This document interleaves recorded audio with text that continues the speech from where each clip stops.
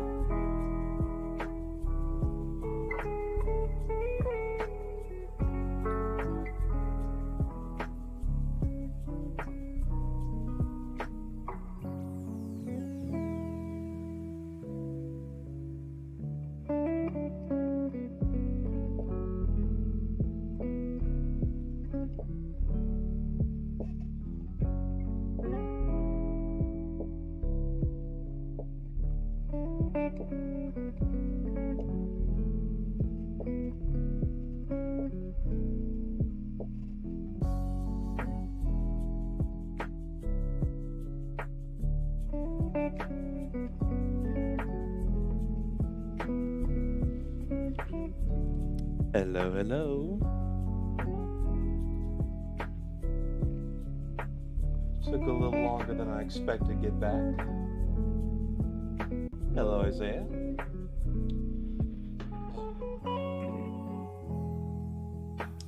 Hello, good sir.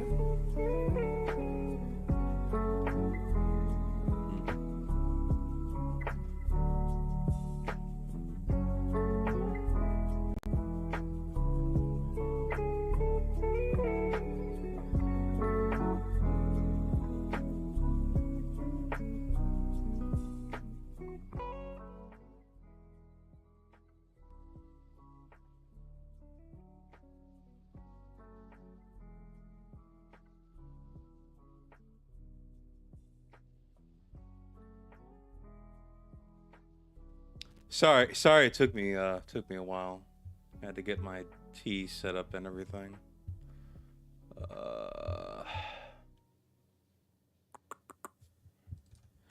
And let's check, make sure all that's good.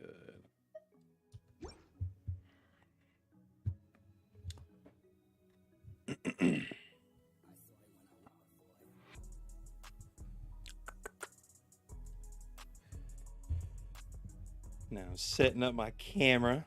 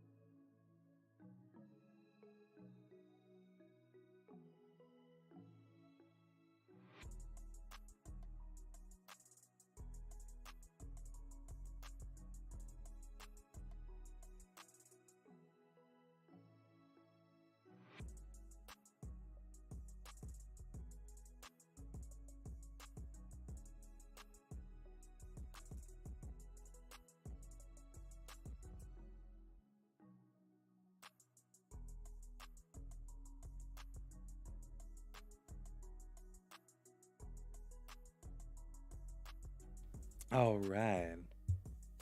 There we go. Oh, I am not in the scene. Wow.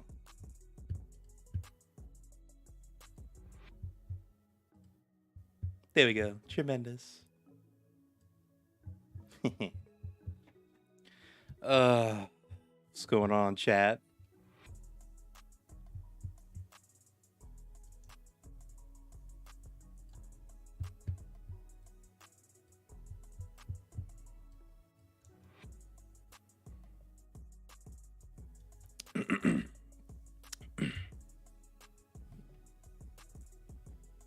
Everything looking good.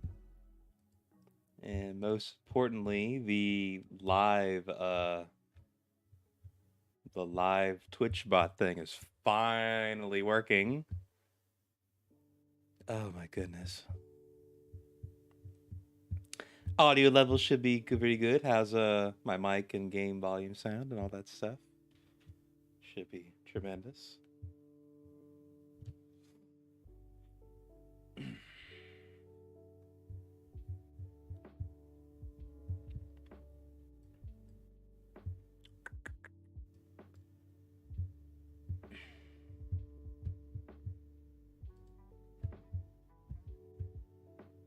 Sounds good for now. Oh, for now? Test, test, test, test, test, test, test, test.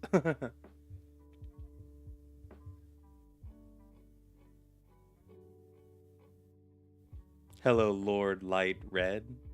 Lol. Hello.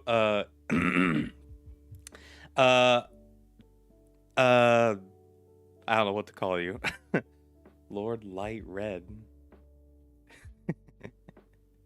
I'm Sir Pinky. I am Sir Pinky. Old gamer.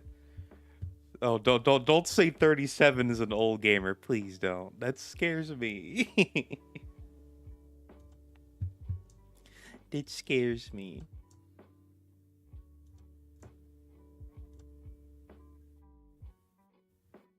Da da da da da da da da da.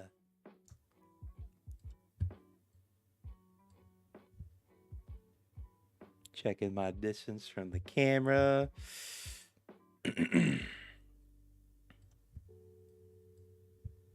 Tremendous. Tremendous. Go over here. Go over here. Over here. Over here. Awesome. Awesome.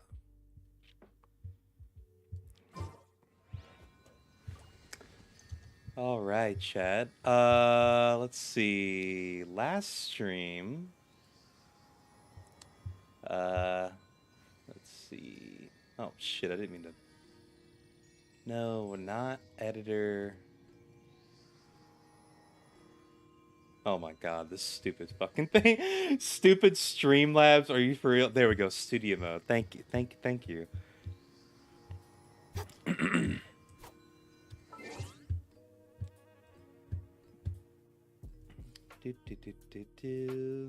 Let's have it.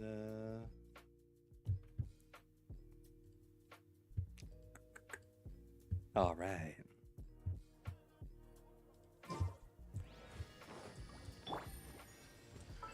All right, chat. So, last we left off, I did the Neelu quest. Which I needed to do for the Archon quest. Then I continued the Archon quest and meeting Tainari and something like that. That's what I'm gonna start off with. I enjoyed the realization of what I said. Gaze from a certain god. Get Pardus Pedili. Whatever. Pardus Pedili. Whatever.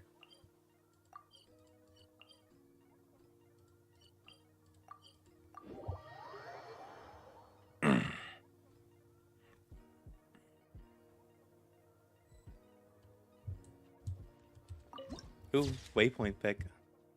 Nice. Wait! Look who it is! Thank goodness you're okay. We were so worried about you. Hey, this was supposed to be a touching reunion, but you're ruining the moment. Actually, it's very smart of the traveler to be wary of me right now. After all, the doctor Oh, and I met showed the that doctor. His technology can apparently even control human minds. Oh yeah, I met the doctor. Ah. Plus, it's not like you could have known what happened after we split up, and I was facing the doctor by myself. Even a pool of stagnant water after a torrential storm can occasionally pass as a patch of sky. Paimon feels like only the real Nahida could come up with such an obscure analogy. Huh? But I wasn't trying to win your trust or anything. All I wanted was to clarify my point. Well, we understand that point now. Please, Nahida, tell us more about what happened. Are those poor people all right? When you left, I was still in the middle of restoring everyone's minds. Thankfully, when the doctor mentioned depositing information into the subconscious, he didn't mean engraving information into their minds. Instead, he did something closer to creating hallucinations. That was still within my power to fix. Luckily, I managed to finish my restorations and mind jump away from him just as he was about to capture me. What a relief. The doctor sure pulled out some hidden cards, but good thing we had Nahida with us. I wouldn't be relieved just yet. I gave away my true identity when I restored everyone's minds, which means we've lost another one of our trump cards. Also, the doctor is already an expert at modifying Akasha terminals. Maybe it's only a matter of time until he captures my consciousness inside the Akasha. Would that mean you'd no longer be able to jump between minds? Then how do we stop him. He's still at the academia, so it's possible he already started messing with the Akasha. Ugh. It feels like he's toying with us. What a nasty piece of work. Plus, the doctor's combat ability alone is apparently enough to make him worthy of being number 2 of the Fatui. We shouldn't give up hope just yet. Let's try to find another way to attack this problem. Actually, Nahida, how did you know we were trying to get to Party's DI? Have you been waiting for us? Yes, I have. I can see the traveler's elemental energy, so I deduced your destination by looking at the direction you were moving in. You didn't come here for sightseeing, right? Did you find any leads? We're looking for a scholar we know. His name is Tainari, and the sages once tried to reach out to him. Why don't you come inside with us and see what we can find? Okay, let's just hope we won't get him into trouble. Speaking of trump card, tremendous. Listen, quite frankly, I had the greatest trump card. Chat.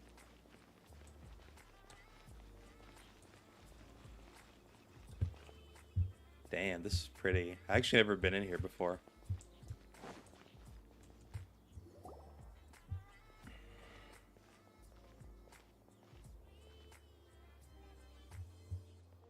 Traveler? It is you! Ah, it's Hypatia! Ah, what a pleasant surprise! It's so nice to see the two of you again. Who's this? She's a scholar we met in the Avidia Forest. When we last saw each other, she was still training in the... what's it called? Satyavada life? Oh, I see. That's right, we're old friends. You've come at just the right time. Ever since I've come here, hardly anyone has even talked to me. Hypatia, you're way too excited about this. Actually, for you to leave the Avidia Forest means... you're not in training anymore? Wait, no. Did you already finish your training and reach Pariporna life? What do you think? My consciousness has already managed to make contact with the divine. I have no idea what the Paripana life is about. I forgot. Did it? Congratulations! Yeah, you're Share amazing. the sublime joy with others at long last. What did she do again? When my consciousness made contact with the gods. Ah, what a supreme and unparalleled experience that was. That sounds incredible! Oh, all right. Actually, please wait. I haven't forgotten my promise to you. Remember? I promised to help you understand what you saw from Irminsul once I gained deeper insights. My current self has not only gained true insight, but I can even help you establish a direct connection to the consciousness of the divine. You can do that? I've never heard of anything like that, but if you want to give it a try, I'll do my best to protect your consciousness during the process. Hold on. I brought some spirit borneal with me. This is still a crucial part of the ceremony. We're using that incense again? All right now. Hold my hand. I'll help you establish a pathway to connect your consciousness. Okay. Ready? I'm ready, Eddie.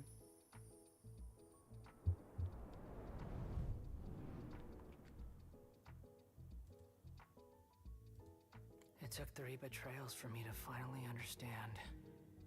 The world is just an elaborate tapestry of lies. My fury will never be quelled. The first to betray me was a god. My creator. My mother. Valuing strength above all, she saw no worth in me and I was discarded. The second was a human. My family.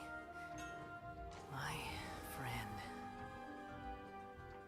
Consumed by fear, he saw me as an abomination. The third was one exactly like me. A hope for the future. A fledgling barely out of the nest. Powerless before his mortality, he broke his promise to me. Ooh. Humans, they can't be trusted. And the gods fill me with pure loathing. So I said good riddance. I denounce the world and laugh in its face. My chest will never again be defiled by worldly filth. I will scrub away every last trace of human emotion. Then it will be empty, a blank slate, and ready to receive a supreme gnosis, brimming with pure divinity.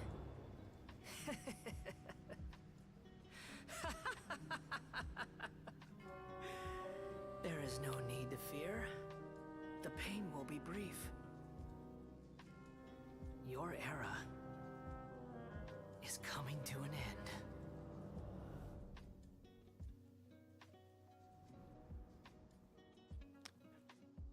Surprise. What was that? Did we actually just see the Balladier's memories? Everything matches what we know about him. But how is he connected to the divine consciousness that Hypatia was talking about? You saw it, right? You felt it, right? Such a majestic god! Such a noble will! Such sublime emotion! Alas, shame. If only that which beats within my chest wasn't a filthy mortal heart. Oh, great and merciful God! Please grant me forgiveness and salvation! Do you understand now? I'm afraid this is no Peripurna life, but rather... Ah! You! Why are you so mean to me? Why is everyone hiding from me? I found divine wisdom. Shouldn't I receive praise and honor? Haven't I uncovered that light in the darkness? Hypatia? That's how I always thought everything should be. Wait. Have I already lost my mind? Yes.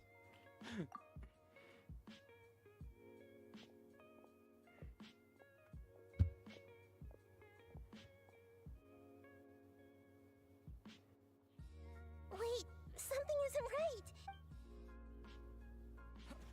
Uh-oh. Cutscene! Cutscene, cutscene, cutscene.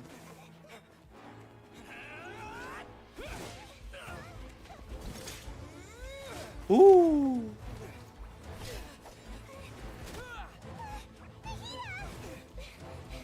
Hello.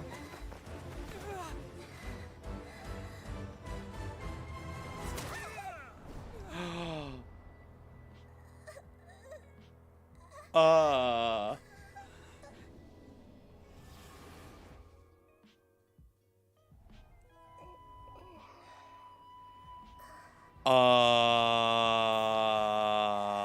What?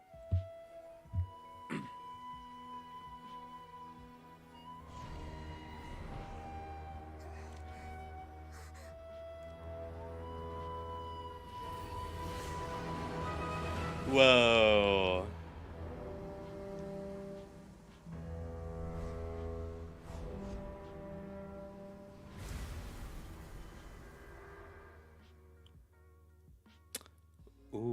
Okay. Catherine dead. Damn. Also, hello, Shin. Glad you could stop by. Okay, we finally lost him. Are you okay, Nahida? Wait, no. Something feels different. You're back! Oh, the Traveler's back? Nahida was controlling your body for a while. It seemed like she jumped over to you as an emergency measure right before the Catherine puppet was destroyed. After that, Kainari heard the commotion and came over. He helped us defeat the mercenaries and then he ran with us all the way here. What? You swapped places? You You mean your consciousness also went into Nahida's body? Wait, then where is Nahida's consciousness? Where is she now? I never imagined that an individual's consciousness could be transferred around like this. Had I not seen it with my own eyes, I would have never believed it. Also, while we were running, the consciousness in your body told me to pass on a message. She said, "The doctor has found a way to trap my consciousness, so I can't journey with you anymore. But even in a moonless night, a shower of starlight can still drown out illusions and lies." Oh no! Nahida's trapped in the sanctuary of Surasthana for good this time. Was that message all she left for us? It's pretty vague. Oh, that makes sense. Since the doctor captured her, she won't be able to say anything without him knowing. Even in a moonless night, a shower of starlight can still drown out illusions and lies. Huh. Paimon knows the moon illusions and lies are from that alchemical divination at the Sub-Zero's festival. Didn't Nahida use a starlight analogy before? It had something to do with Sataria. Oh, Something like that. makes a lot of sense. Huh. Do you think Nahida was telling us to go find help in the desert? But she isn't with us anymore. Think we'll be okay? Paimon, you said Sanctuary of Surasthana. Does this mean that this Nahida you're talking about, the consciousness who is occupying the traveler's body, is the Dendro Archon? Your guess is correct, but the situation's a bit complicated, so it's really hard for us to explain right now. Hello, Evo. And sorry, I was so distracted by reading the story. Hi, Shin. Rib Catherine. Yes, I read that one. That model at the right bottom of the screen is new. Am I right? Yes. This is the VTuber Sir Pinky. Yes. Also, hello, Evo Theosis. Do you know who was in Paris? I remember that. I remember that meme or joke. I'm not saying anything. Nice try. That's all Nice try. A scholar's curiosity doesn't need to be appeased right away. As for the complicated nature of the situation, safe to say I have witnessed that for myself. I've spent some time with you, and it looks like the Dendro Archon's also on your side, so I trust you. Thank you, Kainari. Oh, actually, we came here to ask you a question. What do you know about the project that the sages have been working on? Nice. Looks cool. Oh, thank you, Shin. Thank you. Tremendous. I can wiggle my ears. I can close my eyes. I can go, oh. I can make all kinds of faces. Still needs more expression, but hey, this is cute. Tremendous for now. My, what big ears you have. Yes, I had big, tremendous ears. Shin and everybody. So full affiliate now. You may have even gotten some ads just now from me trying to get through this, and I forgot to tell you guys. But yeah, there's I should be back soon. Have a nice stream. Yes, awesome. You have a good one. Wait, what was I doing? Oh yeah. That. While I was indeed invited to join that project, the sages were always secretive about its scope and goals, so I eventually declined. All I know is that that project has something to do with the restoration of Irminsul. Huh? Did you see something when you were in Nahida's body? What? Do you have any evidence?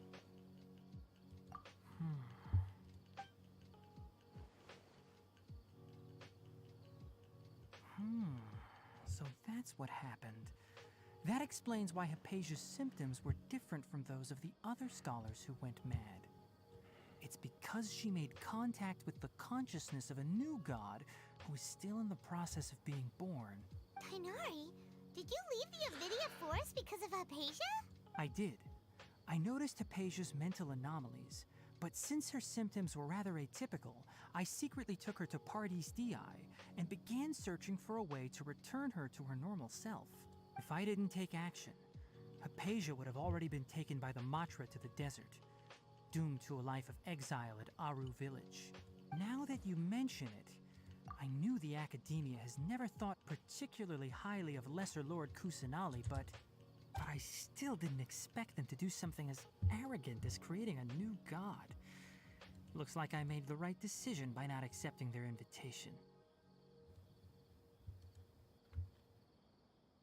The Doctor and the Balladeer. We have 2 Fatui Harbingers in Sumeru. Sounds like we're in for a bad time. From your description, I don't think they've completed their project. There may still be room for us to intervene. But then, what is the connection between creating a new god and restoring Irminsul? Yeah, it feels like we're still nowhere close to figuring out the sage's goals. Right, we've pretty much gone over everything we need to know, so we should head out. How about you, Tainari? What are you going to do? I'll stay here for now. I still want to try a few more things to help Hypatia. If you're planning to go into the desert, start by heading for Caravan Rabat. That'll be your fastest route. Come find me here if there's anything else I can do to help. May the spirit of wisdom go with you. Thanks, Tainari. Hopefully Hypatia will feel better soon. We're off then. Cool.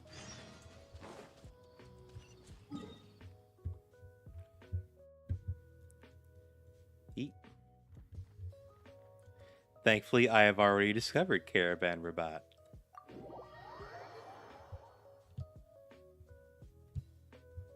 So Hypatia basically went cuckoo. Take it easy. She went a little loco.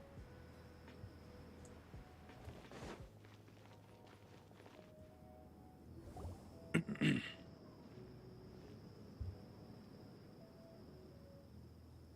finally made it to Caravan Rabat. It's pretty lively here. So, just past this wall is the desert, huh? Oh, wow. Paimon remembers hearing people call this the Wall of Samiel. It's made to block sandstorms from the outside. Oh, if it's this tall, it's gotta be the divine work of Greater Lord Rukkhadevata, right? Truly awe-inspiring. Enough gawking. Come on, follow me. I'll hate them. Over here. Hey, anybody in chat got I'll hate them? Ethan went that way. Let's hurry up and follow him. Wonder what he's up to.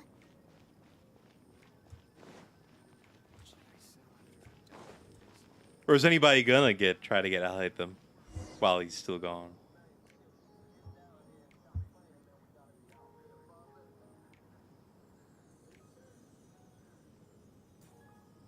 What the? Where did he go? How did we lose him? They were just here a second ago. More Eremite mercenaries? Who are they working for this time? Anyway, Traveler, it seems like we were being followed again. You were too careless. You should have noticed those hopeless amateurs trailing you a long time ago. There's no need to thank me. I've never cared to keep track of personal favors. All I did was correct a mistake I happened to come across. It's a habit I developed at the Academia. You really gave Paimon a scare, Alhaitham. We never thought we'd run into you here. I want him, but not spend a single primo. Last time we met at Fort Ormos, didn't you say you were going back to the Academia? Wait, don't tell Paimon that you're here to take us back on their orders. Oh, so you've already landed yourselves on the Academia's hit list. I can't say that I didn't expect it. However, had I wished to turn you over to the Academia, don't you think you'd already be the Eremites' honored guests by now? Oh, right. You do have a point. I have no interest in running errands for that project. As a scholar, I've always belonged to the camp that promotes researcher autonomy. And these days, you're more fascinating than anything the sages can offer. Not quite. To tell you the truth, I'm still investigating the Divine Knowledge Capsule. Unfortunately, I've run into some difficulties. Everyone says the capsule originated in the desert and was eventually moved to Port Ormos. If I am to get to the bottom of this, I must understand how the capsule first came to be. Which brings me back to you, and why you're so interesting. The leader of Ainul Ahmar used the Divine Knowledge Capsule right in front of you, and upon seeing him, your expression became perplexed, and you were lost in thought for quite some time. To have that kind of reaction, I think you must have realized something. Are you interested at all in sharing what you've been hiding from me? Alhaitham, you really have a ridiculous eye for detail. What kind of person even notices or remembers stuff like that? So that's your answer. Well, I do work for the Academia after all. So considering that, it is indeed wise to keep your cards close to your chest. But that does prove you do have some undisclosed information about the Divine Knowledge Capsule. Am I right? AKA canned knowledge, huh? Canned knowledge. Yeah, that was good. I knew that was gonna come up at some point, right? Canned knowledge, canned knowledge, canned knowledge, canned knowledge, canned knowledge, canned knowledge, canned knowledge, canned knowledge. No matter. Rather than simply learning the answers from you, I'd still prefer to investigate on my own. Speaking of, you two are also headed to the desert? That's right. We have the same plan as you. But we don't really have any concrete goals at the moment. Then I'd suggest starting with Aru Village. It's the largest settlement in the desert, so it'll probably have more resources and intel than anywhere else. Well, would you like to head there together? It's always better to travel with someone you know. Let's go!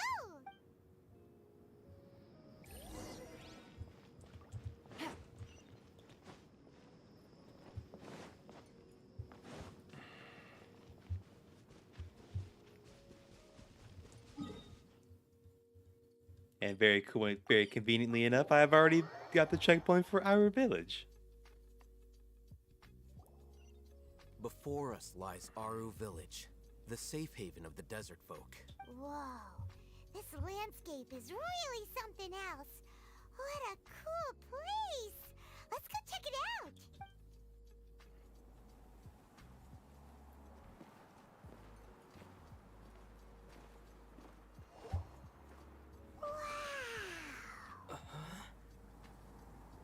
Ah. Ooh. Ah, Sinnoh.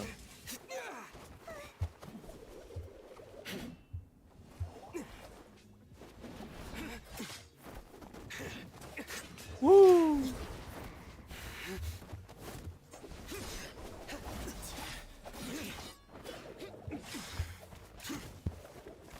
If only Genshin, like, melee fights were like this.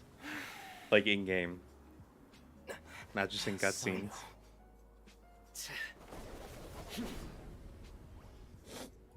Unless my memory fails me, we have barely spoken 2 words to each other before now at the Academia.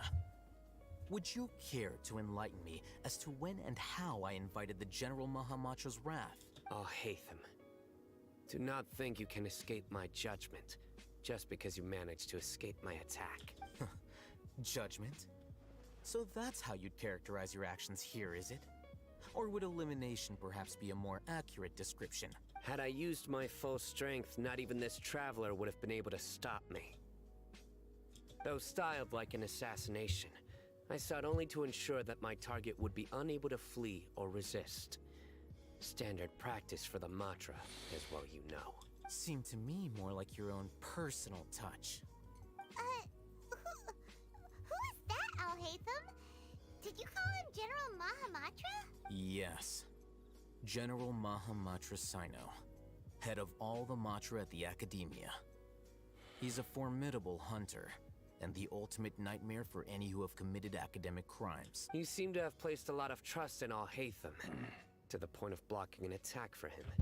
If I were you, I'd never choose to side with him. I wouldn't believe a single word that comes out of his mouth. I have been pursuing this scribe for a long time. I urge you, stand back and do not seek to defend him any longer. Otherwise, there will be consequences. Has Alhaitham done something wrong? Paimon doesn't think he's as bad as you've made him out to be. I won't waste my breath explaining things. Alhaitham. I saw it during our fight. Take it out. The divine knowledge capsule you're hiding on your person. Unless you want me to retrieve it for myself. There once was a man from Nantucket, then he moved. Very perceptive of you. Nothing escapes a Matra's senses. Wait, the divine knowledge capsule? Didn't it fall into the Matra's hands in Port Ormos? No wonder you speak with such confidence, Sino. But I must admit, I'm very curious. What does this capsule mean to you? And why, as General Mahamatra of the Academia, are you all alone in the desert? As far as I'm aware, the other Matra have been speculating about your disappearance. Have you been given a mission that's, let's say, morally dubious? If I was the real target of your mission, what was stopping you from simply using your authority and resources to judge me within the walls of the Academia? I should have known you'd be difficult to deal with. You two? Ugh! What you would do, Traveler? Paimon feels like we can't trust either of them. Well, look at you two. Ah. Self-righteous over there. Wait, Dia? Hey, Dia. Waifu. Great! Finally, someone that we can trust! You gotta help us out here. Otherwise, these two are gonna start fighting again! Yeah, sure looks that way. Two giants from the Academia duking it out once and for all. Not something you get to see every day, that's for sure.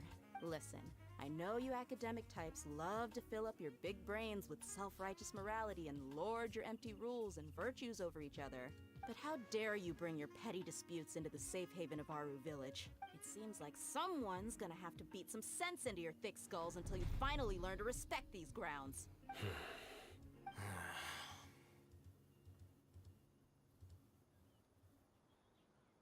Hey, did either of you hear a word I just said? Whoosh. What's going on? The wind's so strong! Is this a sandstorm? Paimon's gonna get blown away! Another sandstorm? What's up with these recently? Hey! All of you, over here, quickly! We have to take cover! Someone's calling for us! Oh, this wind is too strong! Let's get over there! That sounded like Candace. Come on, you two. Jeez, are all of you Academia folks such hard work? Move it! All right, stop yelling.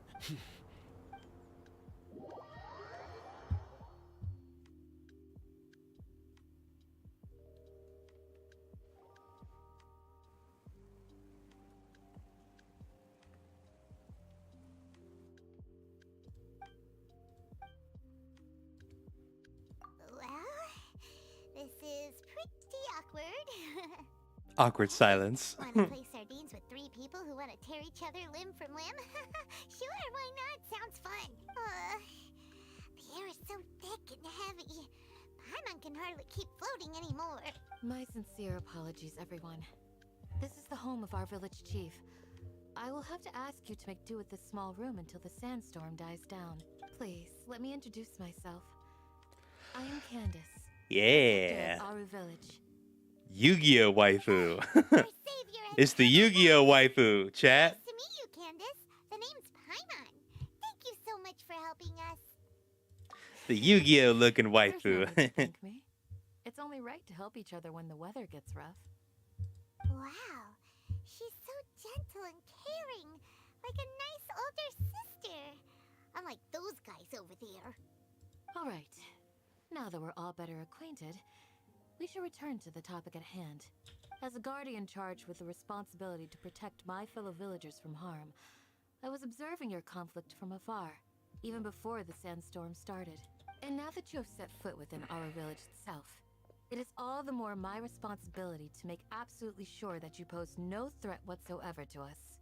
So please, have an honest and sincere conversation with one another, and put your hostile feelings to rest. If anyone dares to start anything again while they are under this roof, I will not hesitate to send them out for some quality time with the creatures of the sandstorm. Oh, on second thought, Paimon may have misjudged Candace's character. And that goes for you too, Miss Dia. Do I make myself clear? All right, we got it, Candace. That's what I like to hear. So, which of you will begin? I was supposed to be a mediator, but I might have gotten a little too involved just now. Anyway, one of those two should probably start talking. Wait, that was you trying to be a mediator? I have nothing to hide, so there's no shame in explaining myself. While Al-Haytham wasn't wrong about the other Matra not knowing my whereabouts, it's not because I've been assigned a morally dubious mission. Rather, I've chosen to exile myself. Huh? Exile yourself? A little while ago, I discovered that there was data missing in the Academia's project planning and development files. What little they did report clearly did not match the project's actual progress. As General Mahamatra, I had the responsibility and authority to request an audit. However, to my surprise, the person responsible for the erroneous data was none other than Grand Sage Azar himself. I tried to investigate the issue myself before submitting a formal audit request, but I soon found that all leads and potential pieces of incriminating evidence were carefully concealed from me. I began to realize that they were cautious of me from the very beginning. Unsurprisingly, the Grand Sage rejected my audit request as soon as the submission reached his desk. He even said to me, "The power of the General Mahamatra is granted by the sages. You have no right to judge us." So they really are up to no good. I realized then that to the Grand Sage, the Matra are nothing more than tools for the sages to assert and maintain their control over knowledge. The vows that we took, the principles that we strive to uphold, they are meaningless to the Academia of today. I believed it would be wise to flee the Academia before the sages had a chance to take action against me. This way, they can no longer see nor predict my actions. I will never give up on this investigation. There's no need for someone else to give me power or authority. Once I find the truth, I will administer judgment by my own name. Sino seems to have the same goal as us. We're all investigating the sages. Plus, now that he's no longer the General Mahamatra, he somehow feels a lot less scary. Well, Sino, if that's your story, then why did you see Al-Haytham as a target?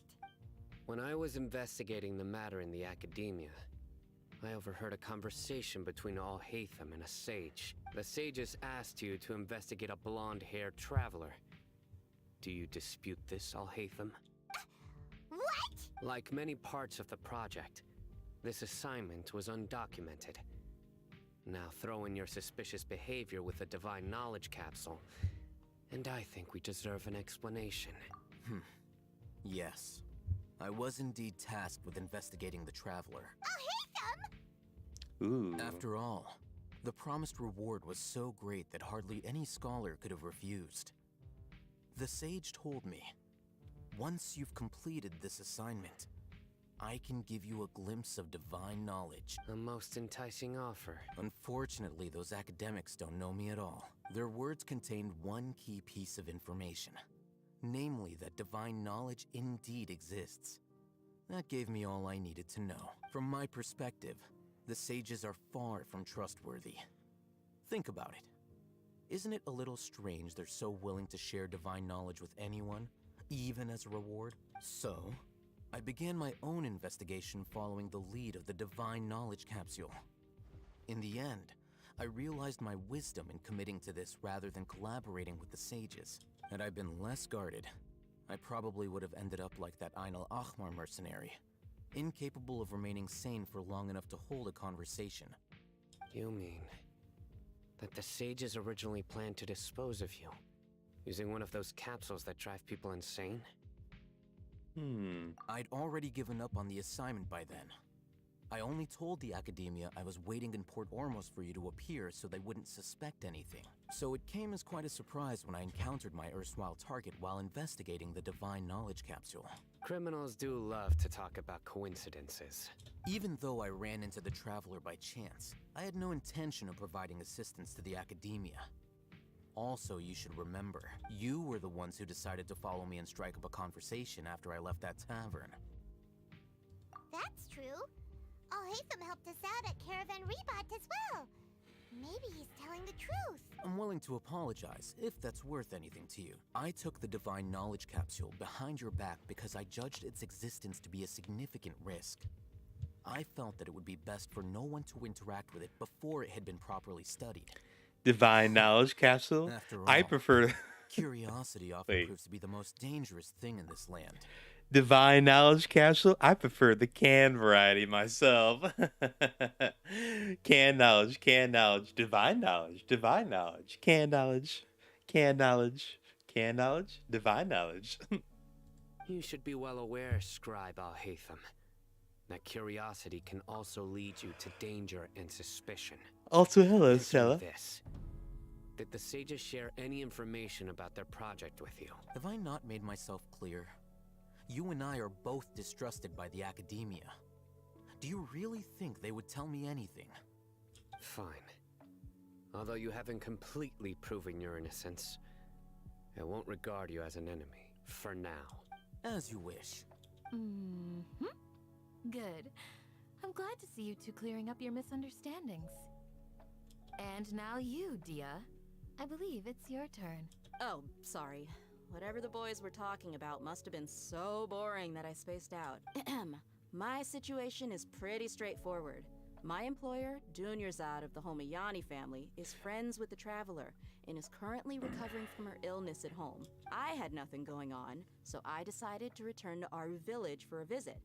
I was actually looking forward to a pretty exciting time getting back together with everyone here, but then I saw these two random guys in the middle of a pointless argument.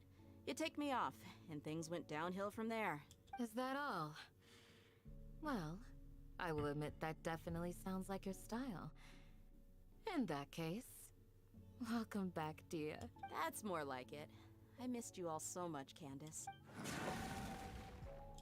Uh-oh. Whoa! What was that sound? No need to worry. Now that you're no longer at each other's throats, please make yourselves at home. I'll take a quick trip outside to clear out some of those creatures in the sandstorm. Creatures? In the sandstorm? Are you sure you don't want some backup? Fighting in a sandstorm is not for the faint-hearted. Anyone without extensive training in these conditions is at a disadvantage. Yeah, just leave him to Candace. Don't worry, she's as tough as they come. I have C6. Yeah, Miko. I am well prepared. I am well prepared. All my waifus are great builds. I will live. Down. That means the sandstorm's over, right? Candace still isn't back yet, though. Is she alright? Maybe we should go out and check on her. When you put it that way, even I'm starting to feel a little worried. All right, let's go. We've been here long enough, and the boys are as chatty as the floor. Oh dang, that was a lot of text. Just letting you guys know, if you ain't subbed, there's an ad that starts at 2 minutes 30 seconds. You don't want to see ads. There's a you can do Amazon Prime, or you can sub or be gifted a sub. Just letting you know, in case all of a sudden I'm like, and then ad for I don't know, chocolate milk or something. Chalky milk. Advert for chocolate milk. For chocolate milk. Probably an ad for chocolate milk's out there somewhere on Twitch. Fighting? You've been out here dealing with these creatures the entire time? Yes. They just keep coming in waves. Kukumu. Yo, Chihuahua Jedi. Hello. Even the sandstorm had stopped. First time, Here comes another wave! how have you been? I have not seen you on my streams. I got interrupted earlier, but now I have something to take my anger out on. It's been quite a while since I've seen the Flame Mane in action. I'll leave these. I'll be sure to put on a good show. Let's go. Oh wait, do we get to play as Dea? No, we don't. Dang it. Quiet now. Game set. Run over. Don't blink. Cut to the chase. Emerge. Right now. I'm always watching. Here comes The next round came. Oh my god. the last of them. Wait. The next round came. It's like, oh my god, no way. Kukumu had been way too long. Lurking while I play SAR. Be right back after a round. Oh, what's SAR? I know what SARS is. The disease. I never heard of SAR before. What we fought just now was probably the aftermath of the sandstorm. So we should be safe for the time being. Oh, and Chihuahua. I'm now affiliate, so yay! I can do bits and subs and stuff and ads and stuff. Well fought, everyone. No injuries, I hope. Huh? Who are you? Ah, my apologies. I haven't had a chance to greet you yet. I had my hands full taking care of the village's elderly and children. I am the chief of Aru village. Everyone usually calls me Uncle Anpu. Anpu. Sir, I am also originally from the desert, but I have not been back for some time now. May I ask if such sandstorms are common? I can't say they've always been common, but recently the storms have become increasingly severe and frequent. Besides sandstorms, we also occasionally get earthquakes. According to an investigator who stayed in the village a while ago, these unusual natural phenomena are related to the withering of Irminsul. Another effect of Irminsul's withering. So, Irminsul's withering causes withering zones in the forest, and sandstorms and earthquakes here in the desert? Everything in the natural world is inextricably connected to Irminsul. These regional symptoms can indeed be a reflection of Irminsul's present state. Everyone in Aru village needs to take good care of themselves. Speaking of which, why haven't I seen a single village keeper since I got here? Village keeper? Who are they? Village guards like Candace? Does your curiosity know no bounds? Village Keeper is how Aru village refers to mad scholars exiled here by the academia. Most of them are scholars who lost their sanity after a period of training in the Avidia forest. The academia believes that their crazed mutterings may have a negative effect on the psyches of other scholars. So, they're forcibly exiled to the desert. Though if you ask me, it's all a boatload of nonsense. Alas, that's exactly what we've been trying to investigate. One by one, the village keepers have been mysteriously disappearing without a trace. But no one in the village has ever seen them leave. If you're planning to stay around the village for the next few days, I'd appreciate it if you could keep an eye out for them. I've had encounters with those people in the past. I'll see what I can do to help. The Matra are the ones responsible for their exile. Now that you're no longer with them, are you trying to alleviate your guilt and atone for your past sins? I'm fascinated by how you think. Mock me if you will, but if you are guilty, I will eliminate you, regardless of my position or identity. Oh, you're the former General Mahamatra. You must be an expert in these kinds of investigations. Thank you for your help. Is it because you're reminded of Hypatia? Oh, these poor scholars. First they lose their sanity, now this! We need to help get them back home, safe and sound. But, is it really a good idea to tag along with Sino? You seem like you really don't trust him. I'll be grateful for the assistance.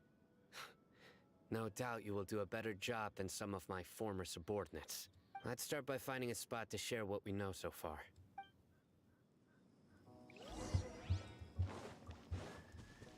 All right. Oop. Little waypoint photo. Knock that out. Oop. Crystal core. Oh, a checkpoint. Good.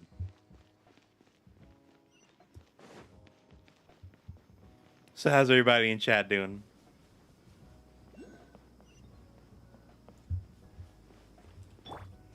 Some lurking.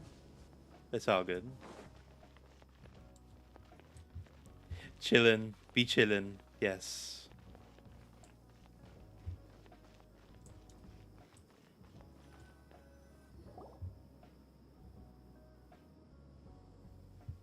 Although I've sent myself into exile, I'm still doing essentially the same things as before. Do you still have any questions for me before we start our investigation? One of my former subordinates told me that this title has its origins in a strange incident. The Academia has long exiled mad scholars to Aru Village. A mysterious phenomenon exists here. When mad scholars first arrive, they are as incoherent and deranged as before. But after spending some time here, they invariably begin to calm down. Initially, the people of Aru Village greatly resented having to take in the mad scholars. But a strange incident one night changed that. Aru Village was struck by the strongest earthquake in living memory. Seeing buildings on the verge of collapse all around him, the then chief of the village was preparing to take everyone to safety. Suddenly, he noticed a mad scholar crouching in a corner, caressing the ground with his hands. A soft, green light radiated from him, like a divine glow against the backdrop of night. Despite the powerful tremors that ripped through the ground that night, all the houses remained upright, almost as if they had grown roots reaching deep into the ground. In the end, not a single building collapsed, and no one was hurt. After that, the people of Aru Village treated the mad scholars with greater kindness, and began to refer to them as the Village Keepers. A soft green light? A mad scholar protecting Aru Village? What do you make of it, Traveler? Okay. So Chihuahua says Super Animal Royale. It's a top-down isometric battle royale shooter. You play as fluffy, cute animals, but with guns. So it's adorable, squeaky fluffers contracted with militant violence. Oh my god, I'm going to have to play that one day. Super Animal Royale. Free with buyable wait, is this on Steam? Hold on. Let me see. Super Animal Royale.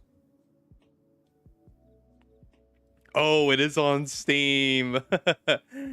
Oh, it's on Steam. Oh, yeah. 9 out of 10. Oh, this game's pretty popular. Oh, yeah. I'll fucking look at it. Yeah. Paimon thinks so too. Actually, Sino, do you know if any of the mad scholars continued to wear their Akasha terminals at Aru Village? In theory, they would continue wearing them so the Academia could still monitor their activities. With that said, the main Akasha system would no longer have any interaction with them. Oh, no wonder! Everything makes sense then! Add in the fact that they calmed down, it was probably Nahida who calmed them. Oh, if you are yeah. able to draw a conclusion from this one story alone, then it appears you possess much more information than I do. So, what do you make of the story? Really? Lesser Lord Kusanali. What? You don't believe us? Lesser Lord Kusanali was definitely using the Akasha to give her power to the mad scholars! No, it's not so much that I don't believe you. I'm just struck by your reasoning. We put on the time on my server. I'll ping you next time. Oh, man, y'all play all that time? Nice. I'll have to take a look at it. Oh, and congrats on affiliate. That's super cool, bro. Thank you. Thank you. Yes. I'm very excited in this next journey of doing this, however it goes. Lesser Lord Kusanali, the current Dendro Archon. Is she really active? And there's even like sub emotes and whatever. I probably on your end. Maybe you can see it. But there's like all these cute emotes. There's like 5 right now. But it's awesome. The Academia has always placed far greater importance on the late Greater Lord Rukkhadevata. They've more or less ignored Lesser Lord Kusanali, and I've never had any reason to doubt their views. Oh, and they were made by shout out to Stella V04. She makes tremendous emojis. In addition, I've never heard any stories about Lesser Lord Kusanali and her deeds. To me, she might as well have been a god that never existed. Y'all should follow Stella 04's art streams. I see them locked for me though. Aw. Way! Nahida definitely exists! She's a... How should Paimon put it? She's a good Archon who's kind and wise. Even if she says weird stuff sometimes. I've spent many years interrogating criminals, so I can easily tell when someone is lying. Good! Then you should know that we're telling the truth. That look in your eyes. I've never seen that from a liar. You two really must have met Lesser Lord Kusanali. How can this be? To think, our Archon has been amongst us this entire time. Alright, now it's our turn to put our skills to good use for this investigation. But easier said than done, especially since we don't have any leads. Maybe we can start by knocking on some doors. Excuse me, are you here to help me find my grandpa? Huh? Who are you? By the sounds of it, a resident of this village. My name is Isak. You'll help me find my grandpa, right? Is your grandpa a mad scholar? Hey, don't say that. Grandpa is just Grandpa. Why do you have to call him that? It's not like he's a bad person or anything. The person you're referring to is not a local, yet you are. Why do you call him Grandpa? Grandpa is just Grandpa. He's my family. I heard everything you said to the village chief. Please, you gotta take me with you. I wanna find my grandpa. I swear I'll help. I won't be a nuisance. Ah, so you're the one who was eavesdropping on us around the village chief's house. I was planning to go out and take care of whoever it was, but I had a vague feeling that they didn't harbor any ill intent. Whoa. Hatham wasn't kidding about Matra having sharp senses. Sino, he's just a kid. All he wants is to find his grandpa. Let's find a way to help him. Sorry. I was only listening in because I wanted to know where Grandpa went. Honest. If you don't believe me, you can ask Miss Candace. All right. But first, let's confirm the facts with Candace. Oh, see. I see them blocked for me. Whoa. Super cute. Yes. They are sub emotes.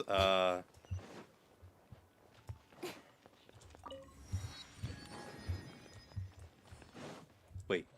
Oh yeah, inside.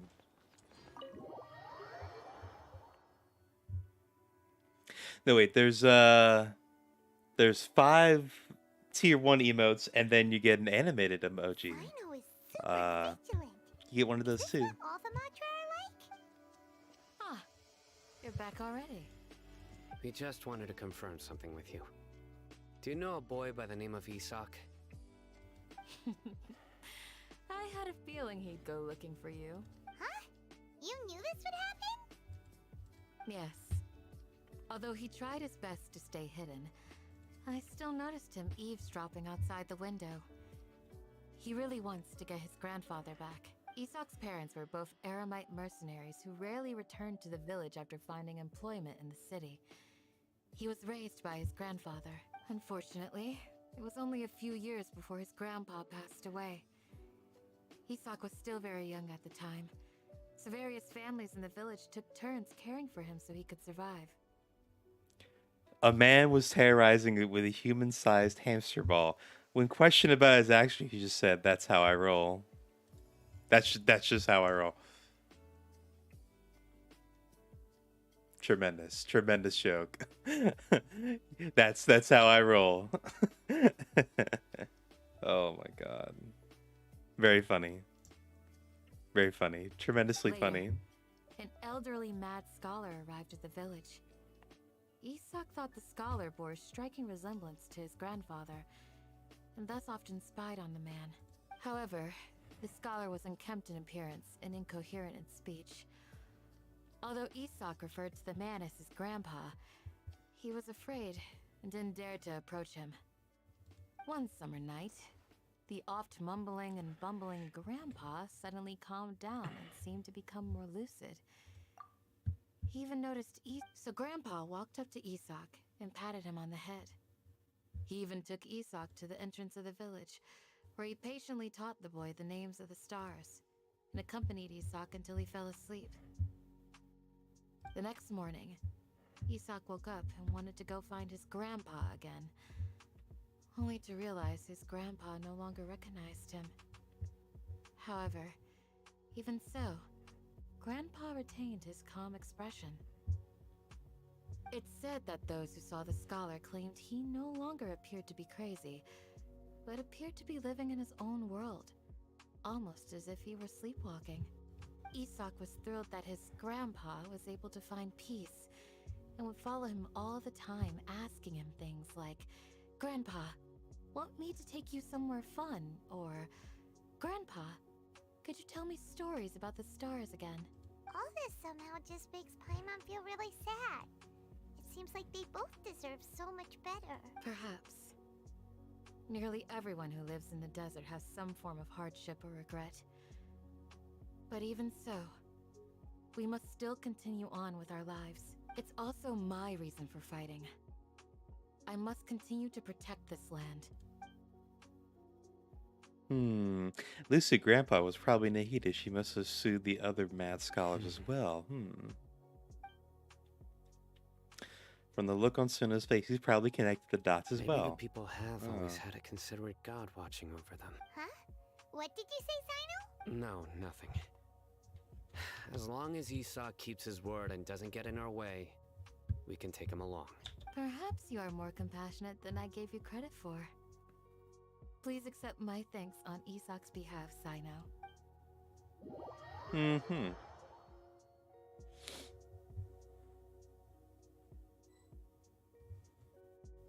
Hey, Isak! Isak. Oh, it's you guys. We've cleared everything up. Let's go find your grandpa. Really? Wow, thank you so much. Yeah. All right.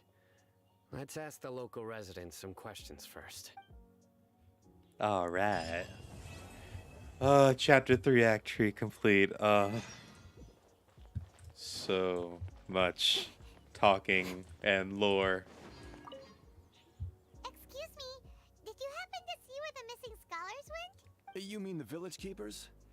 Oh, let me think. When I was eating dinner the other day, I saw one of them by the side of the road, muttering away and eating mushrooms and tree roots. Oh, You shouldn't shrooms? go around eating that kind of stuff. Hey, unless you want a good trip. Okay. Did you notice anything else? Anything else? No, I think that's all I have to tell you. Sorry. Also, no wait. Oculi, wait, is it on, let's see. Incoming. I see the little oculi symbol. Maybe there's something up here. Let me see if I can climb up here. Genshin Creed right here. Oh yes, I was correct. There's one up here. Yeah, I got a Dendroculus, chat.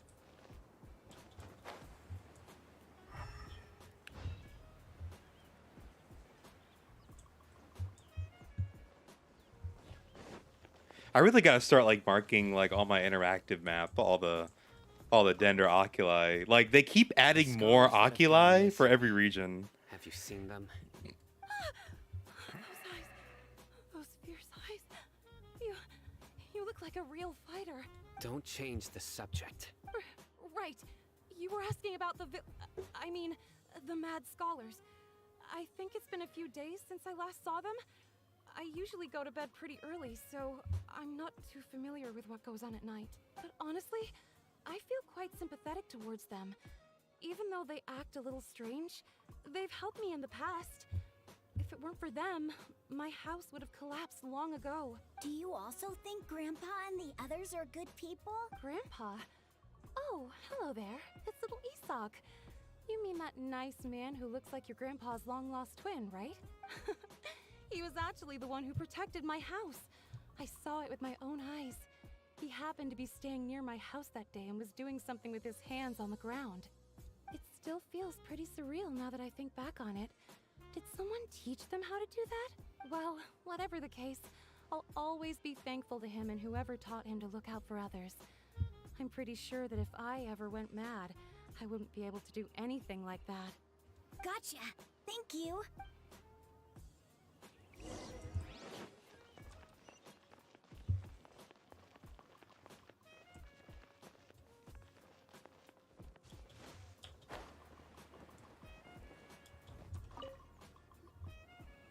Sir, have you seen my grandpa recently?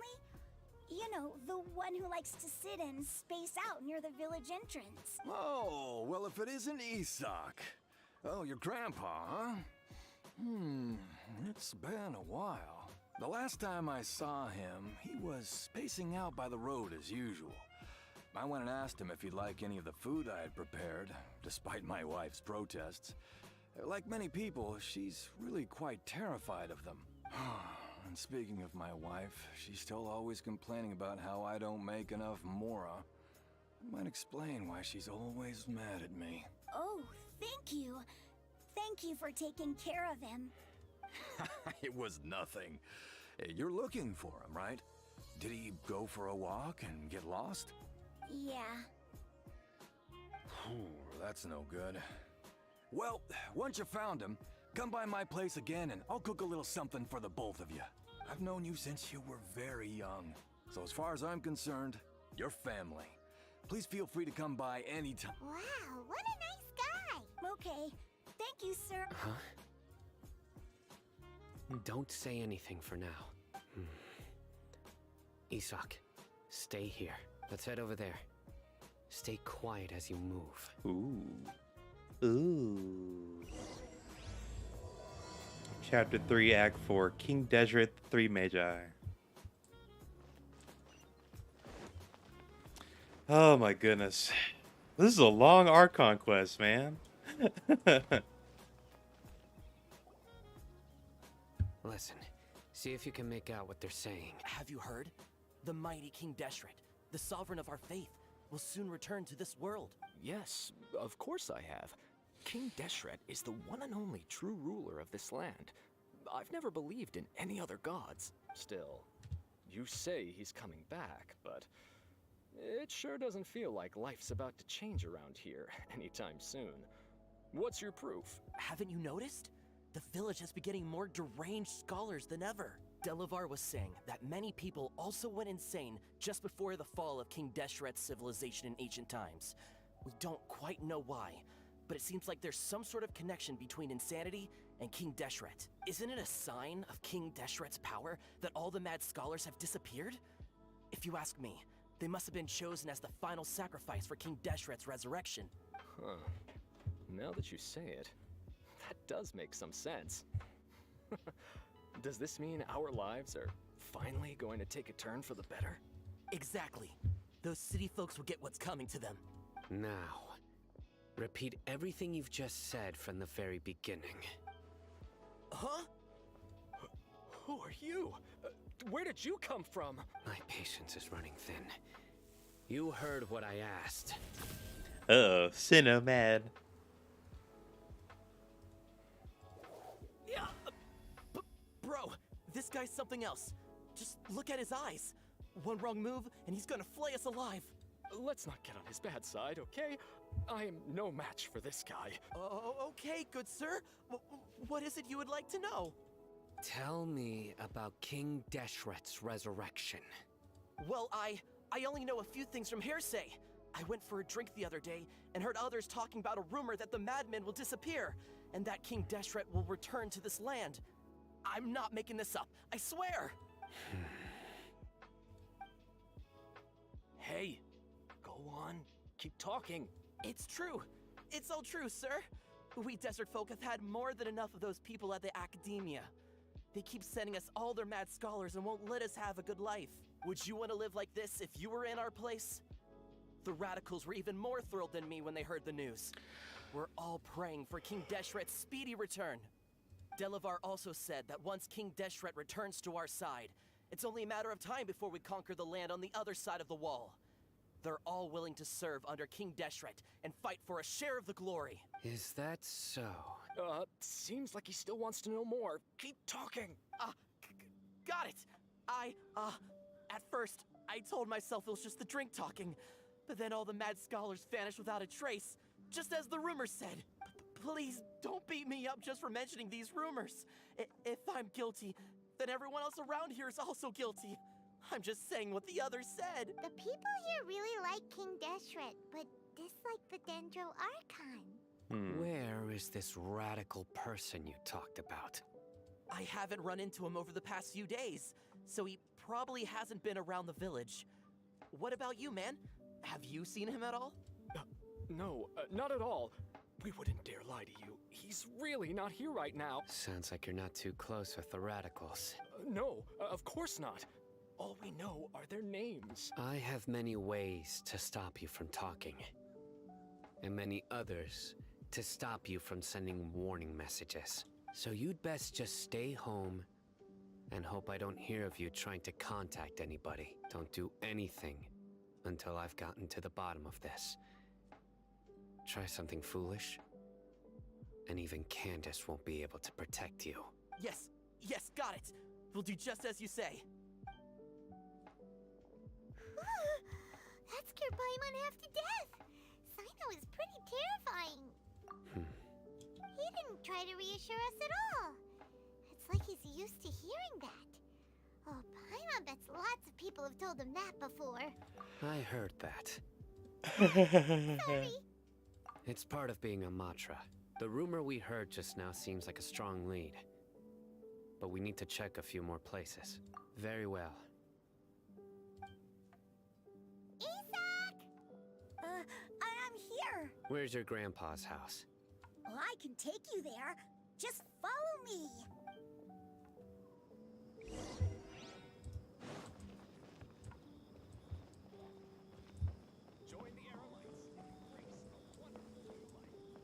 So, how was everybody's day, chat? Oh, he likes to be alone. Sometimes he stares at the sky in a daze, and other times he just pokes at the ground with his fingers.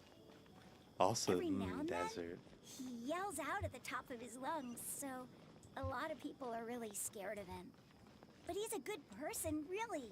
I know he Awesome. is. I swear, he's just like my real grandpa.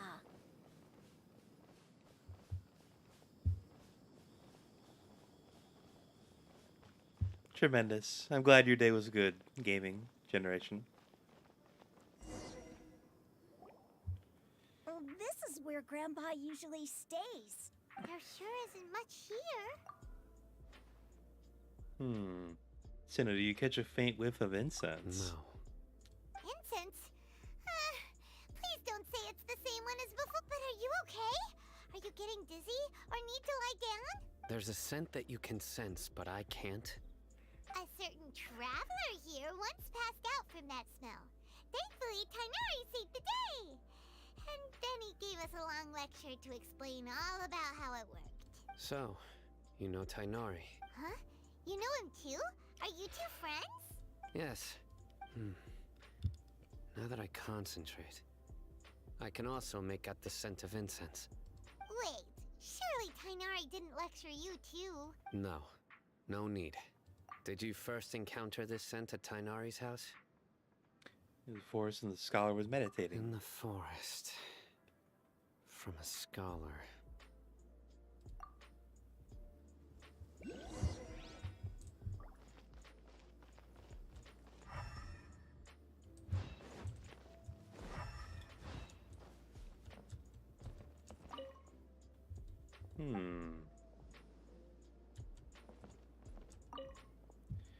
So we've been here the entire time.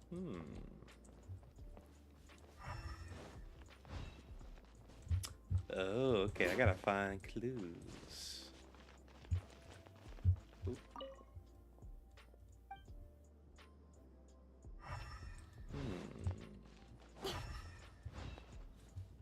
So dang, that's a big cactus. Please there. Oh, yep, there's one.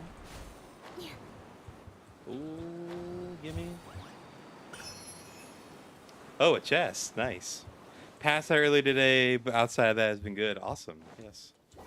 Speed of light. Gotcha. Right now, right here. Emerge.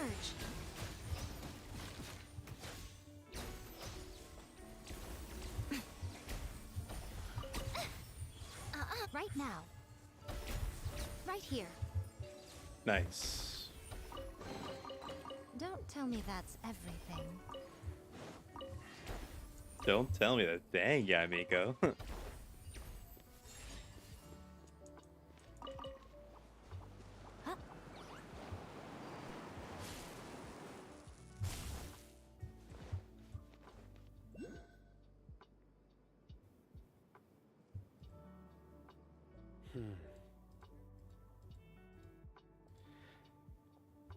Mike Daysmig Granny took me to dinner for my birthday. It's your birthday! It's your birthday. Happy birthday. Take a look right here. Happy birthday. Happy birthday. Although the traces have been completely buried in the sand, there are footprints here. From the size and shape, they belong to an adult male. This pattern is a common one from this area. Local shoes. This was probably someone from the village. The scent is quite faint, but still extant. The footprints head in the direction of the door. Bruh, someone should gift Chihuahua a gift sub for his birthday. That is my birthday. That should be a perfect birthday gift. For Grandpa. He doesn't have any friends.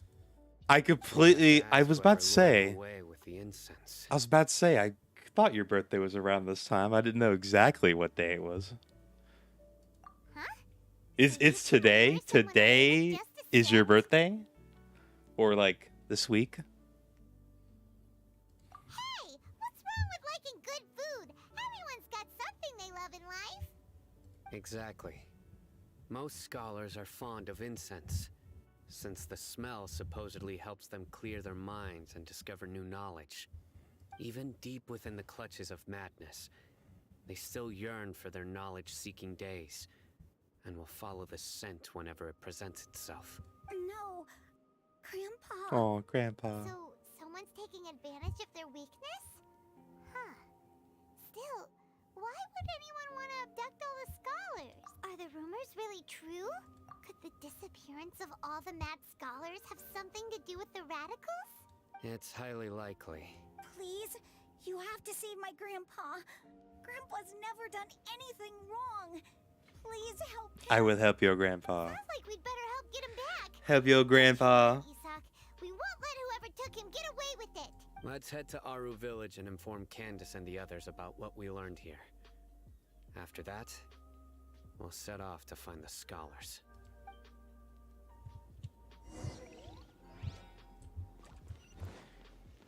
So wait, Chihuahua, where'd y'all go to eat?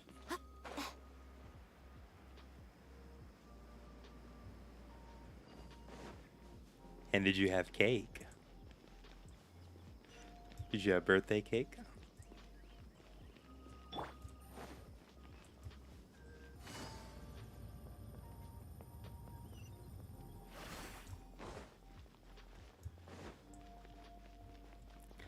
Olive Garden. Oh my god. The darker fabric definitely looks a lot better. I was about to say, I was just like, oh my god, Olive Garden. I haven't thought about Olive Garden. We're back, Candace. We've got a lot to tell you. No cake yet. Wifey gonna make me some probably next week. Oh, that's nice. Welcome back. Sounds like everyone's friends already. Oh, Dia's here too. You bet. So, everything goes smoothly? Reasonably. Oh, jeez.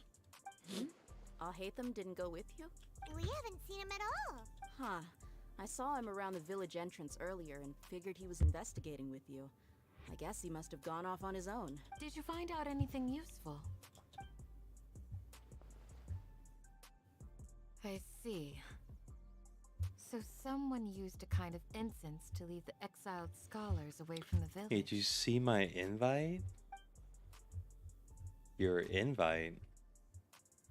The resurrection of King Deshret? First I've heard of it. Far as I know, the kind of incense you In the just mentioned is Twitch only chat popular or in on the the wall. Discord DM? Scholars are fond of it, but as you can see, there aren't many scholars still studying around these parts. No seller would be able to make a profit here. Not to mention, making incense is a labor-intensive process. You won't see anybody in the desert with the patience to make or sell something that requires that kind of effort. It seems someone from beyond the wall must have been supporting this. Makes sense. Let's see. So what should we do then? Do we go back to the academia and search for leads there? If it was any other day, that would be your next logical step. But today, you've got me on your team, so you get an extra tip. Didn't you say that the villager got his news from the tavern? Well, I also like to drink at the tavern. I don't think so I got know your a thing or invite. two about these radicals you mentioned. I don't see anything related to it. Paimon remembers I completely now correctly. forgot what she said. The leader of the radicals is some guy called Delavar. Ah, yeah. Delavar, the scar-riddled bandit, Engur, the wide-eyed butcher, and Jabari, the duck-tailed bearded crook. The whole lot of them are known around these parts. These guys have one thing in common, and that's being broke. The rougher life gets, the more they want to believe in King Deshret. Way they see it, King Deshret's resurrection is their only chance at overthrowing the academia. Throwing all of Sumeru into chaos is the only way to change the way of life here in the desert. Anyway, that's my guess why they've chosen to become radicals. Tia, you're amazing! You really know this place inside and out.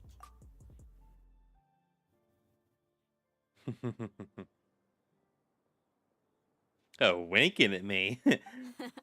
No merc can afford to slack off on gathering intelligence.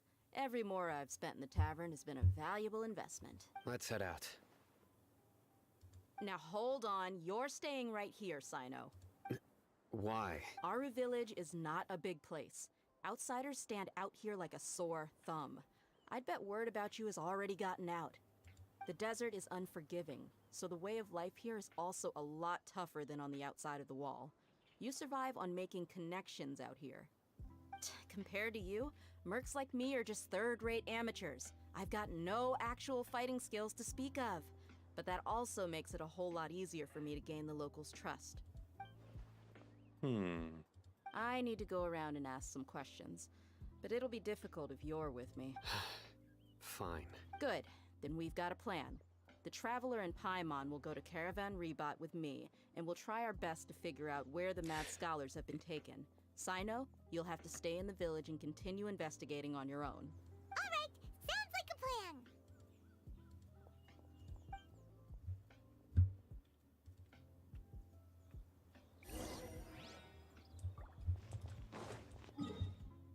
Back to Caravan Rebot.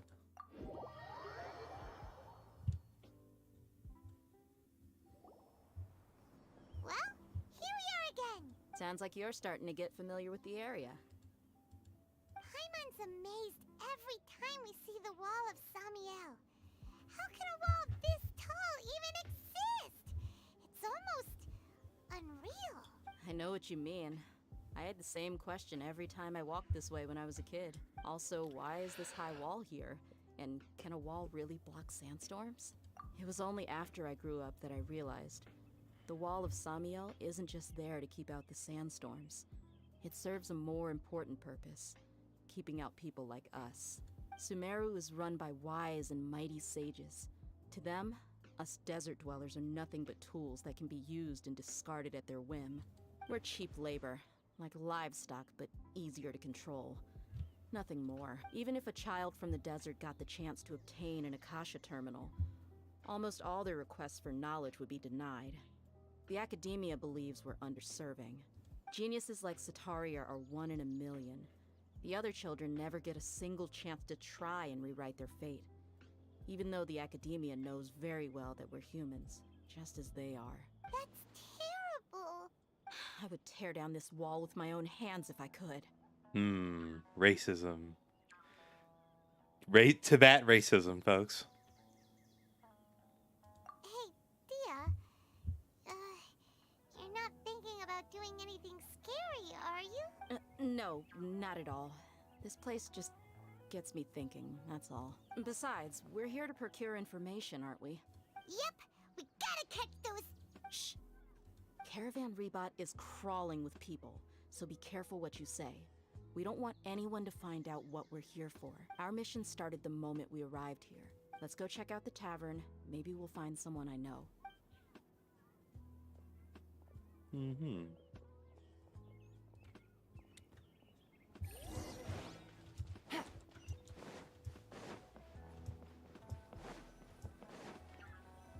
Just our luck. None of them are here today. You mean, you don't... Dia, is that you? What a coincidence. You here for a drink too? Zaki. Finally, a friendly face. Oh, and who do you have with you here? Guests from another land? Hello, hello. I'm Zaki. Dia's, how would you put it? Drinking buddy? Zaki. What kind of name is Zaki? What? Zaki. Oh my goodness. I've never heard somebody name that before. We've had drinks together a few times. You could say we go back a ways. Anyway, as far as my friends here, they aren't too shabby, are they? You rarely see any Outlanders so friendly and respectful nowadays. Absolutely. Much better than those people on the other side of the wall. So, Dia, are you looking for someone? Yeah. Have you seen Enger, Delavar, or Jabari recently? Of course I have. Matter of fact, we were all here drinking together just a few days ago. I've got a spice trading deal from another nation. I thought maybe Delavar and his friends might be interested. Know where I could find him? Ah, how thoughtful of you. Then I assume you also know that Delavar's been having a hard time making ends meet these days. So, you came here to help him out? Hey, keep it down. Let's just say I prefer to keep this deal a secret. Y'all at Caravan Rebot are like family. If there's more to be made, why not do it together? Besides, Delavar and his friends have muscle. They'd be a good fit for escorting the goods. Yes, how considerate of you. Delavar's my friend too, so of course I can take you to him. Come with me. Take it easy.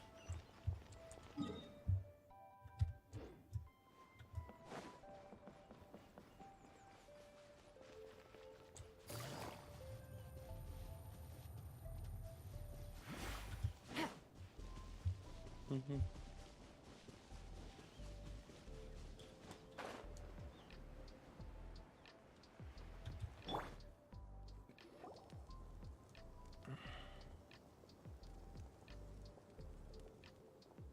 Are we there yet?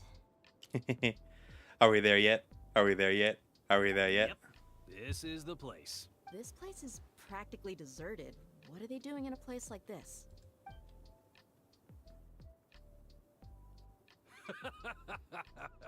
Why don't you take a guess? Go on, a wild stab in the dark. You're like lambs to the slaughter. Been betrayed.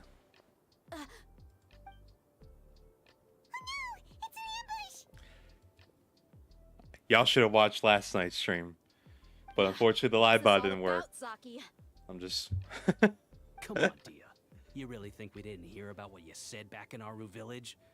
The boys have kept a close eye on you from the moment you set foot there. Not only do I know that you're looking for Delavar, I also know that you've teamed up with people from the Academia to look for the missing scholars. So, you've been watching us from the very beginning? Uh-oh. I knew leaving Sino behind was a mistake. And you left the strongest one in the village, didn't ya? Who do you think you are? You really thought we'd fall for your little business deal nonsense? So you and Delavar have been partners all along. Dia, I guess it's only natural for a traveling mercenary like you to be out of the loop. Those of us who hang around the tavern have stronger bonds than you think. But you got one thing right. We're all looking forward to an uprising in Sumeru. There's nothing more we'd like to see than the desert folk overthrowing the academia. If that's the case, then I'm sure Delavar wouldn't miss a second of it. I'll be honest with you. If it weren't for what you said in the village, your little monologue about the Wall of Samiel would have convinced me that you're one of us. Delavar. And Engar, you're here too, huh? Long time no see, Miss Mercenary. You should have known the traitors are what us followers of King Deshret despise the most. Dia, I thought that you, a fellow desert dweller, would understand why King Deshret is greater than the Dendro Archon. Little did I know, you don't deserve to join us. I got emotes, woo woo. Yeah. Nice. Gee, what a missed opportunity. Adopting radical views and kidnapping innocent scholars, all because of some baseless rumors. Anything else I'm missing out on? See? There you have it. Mercenaries are just a bunch of faithless scum with only one thing on their minds. Mora. Pathetic. You're all like a pack of street rats. You're not wrong. Mercenaries are driven by Mora, and my faith lies with whoever's paying me. As long as there's a profit to be made, anyone can become my friend. Enough talking! Get him!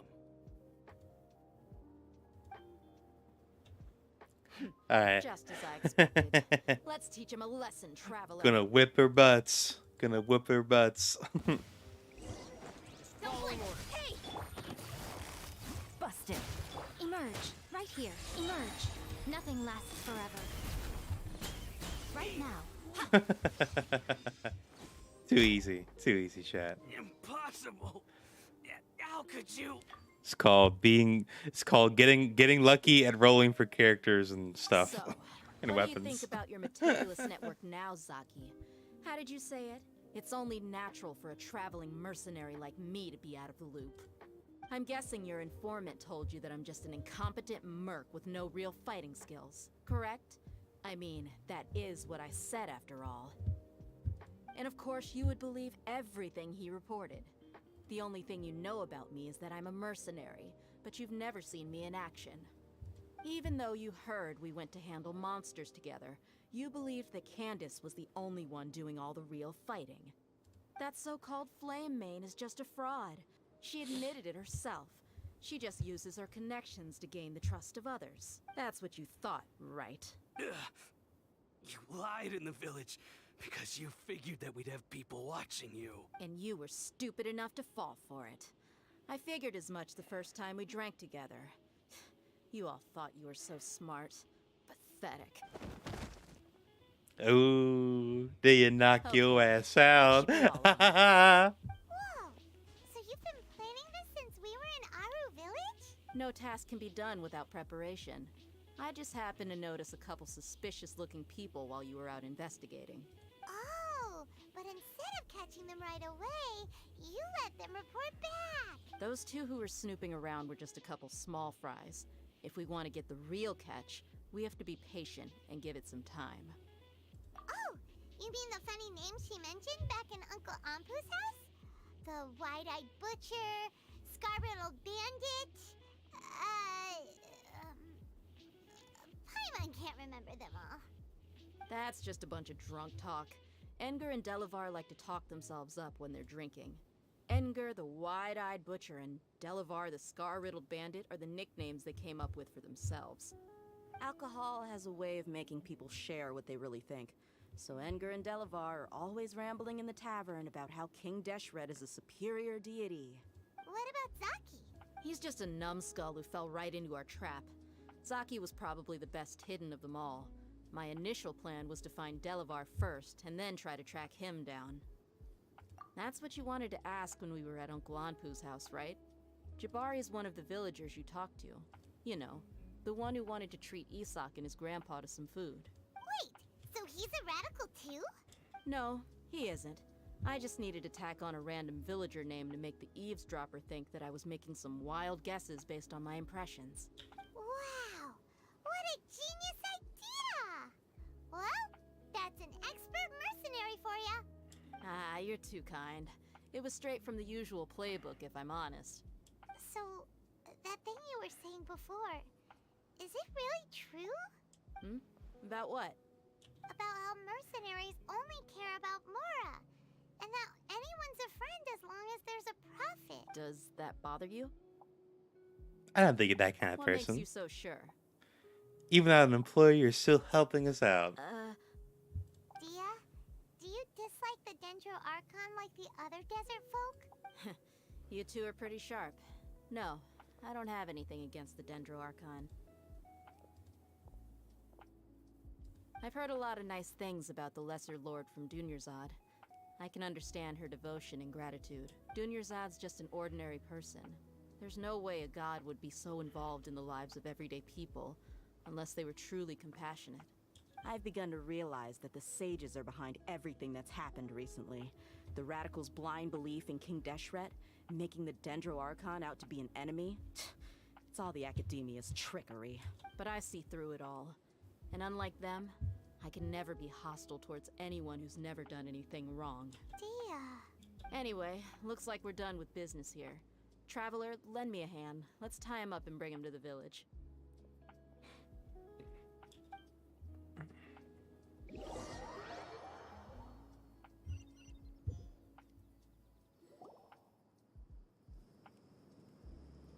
This should be all of them. I'll let you take it from here. All right. I'll be in touch.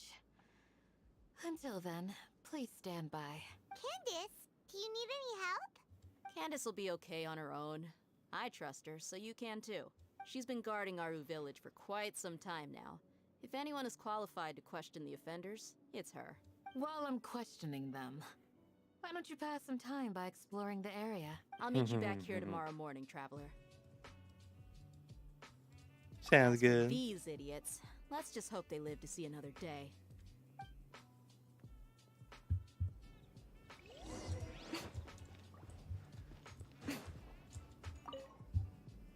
Candace is an expert at dealing with people like this. All we have to do is wait for her word. Okay. Wow. Lots of story. Jeez. How long is this part? Missing Village, Tainari, 1,000 Miles, Leeway Harbor. Oh man, so long.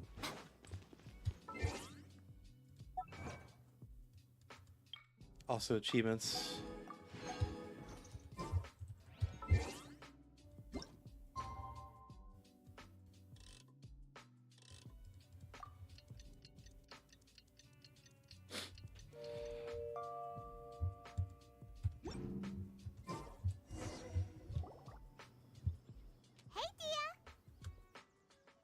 Right on time. We'll know any moment now. Paimon's been wondering. You seem to know Candace pretty well. Have you been friends for a long time? We've known each other for some time now. She's a pretty interesting person.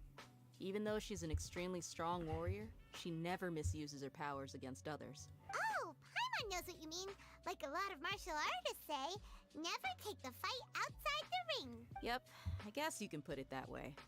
It takes strong convictions to be as dedicated as she is, and shoulder that kind of responsibility. Us mercs, on the other hand, we pretty much live from one day to the next. Well, Paimon thinks you're great too. Really? Thanks for that.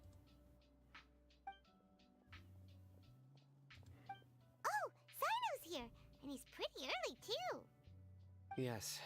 I was here yesterday to help out a little. To help out? By doing what? Sharing some interrogation techniques. Oh, you mean you taught Candace some more persuasive methods? Right. Come on in, everyone. Come on, let's go inside.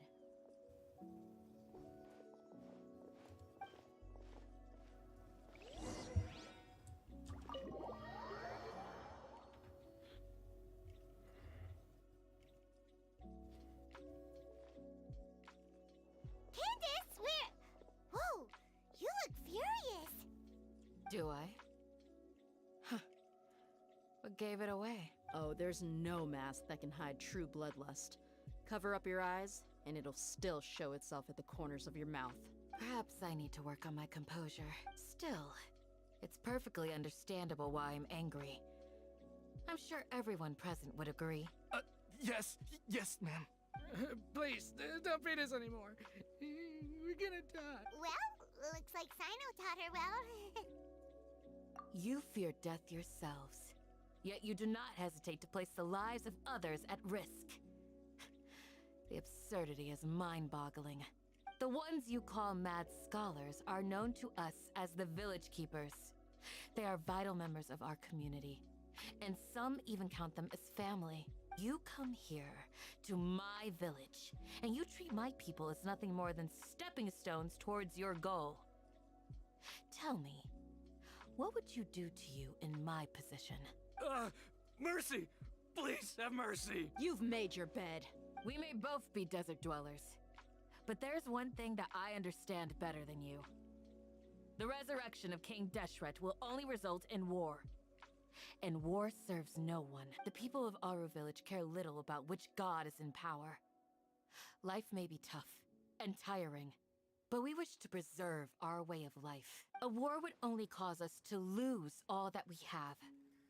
And that is not a responsibility that you can afford to shoulder. We understand. We're sorry. I'll tell you everything I know. Please, just let us go. I'm listening. You might not believe this, but it wasn't us who came up with this idea.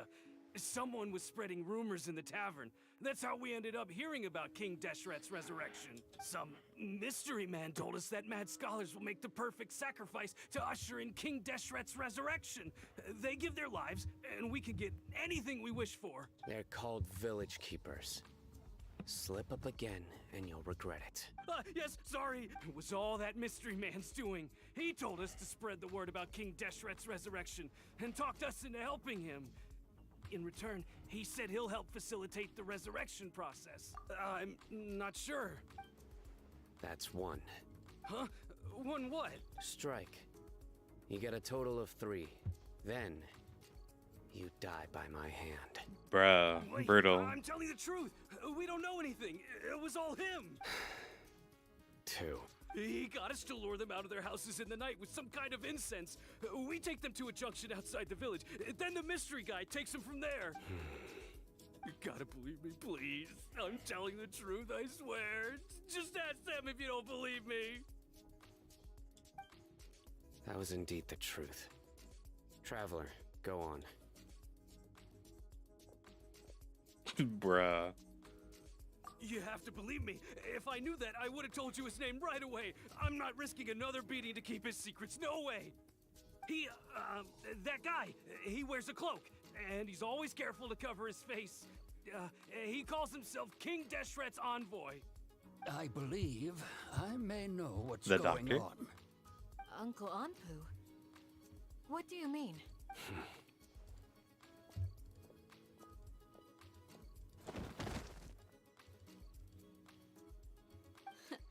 Smooth. Okay, speak. If my suspicions are correct, this mystery man they speak of could be from the Academia.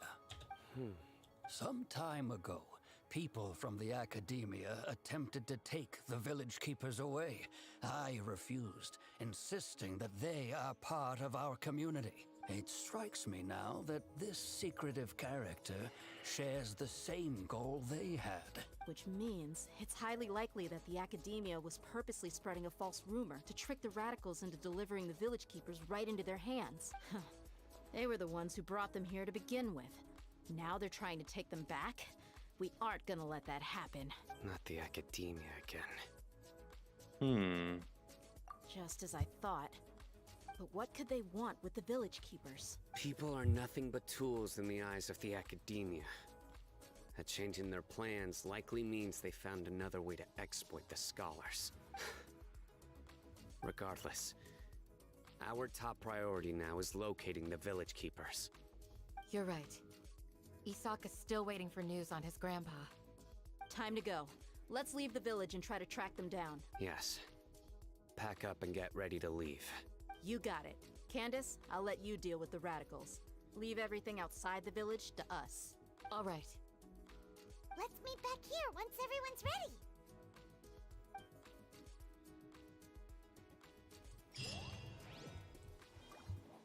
All right. Thinking about the village keepers? Yes. I'd look for them myself if I could. As members of our village, each one of them is very important to me. You have a strong sense of belonging here. I guess I'm the opposite. Mercs are stray dogs, wherever they go. Dia, don't say that. You can be a part of this community too. Thanks. I'll let you know when I feel like joining.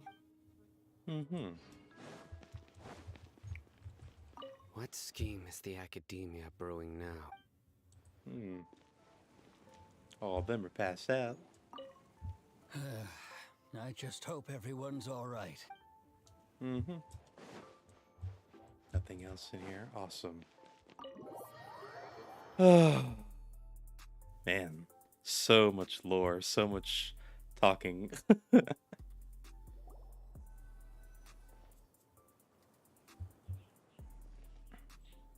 Damn, there's fucking Alhaitham. Whoa! Where did you come from? Well, as you can see, I am merely sitting here and reviewing what we have deduced thus far. You were gone for ages, and now you're suddenly sitting here musing to yourself? What? Hey, what's with the silence? You never think things through before asking questions.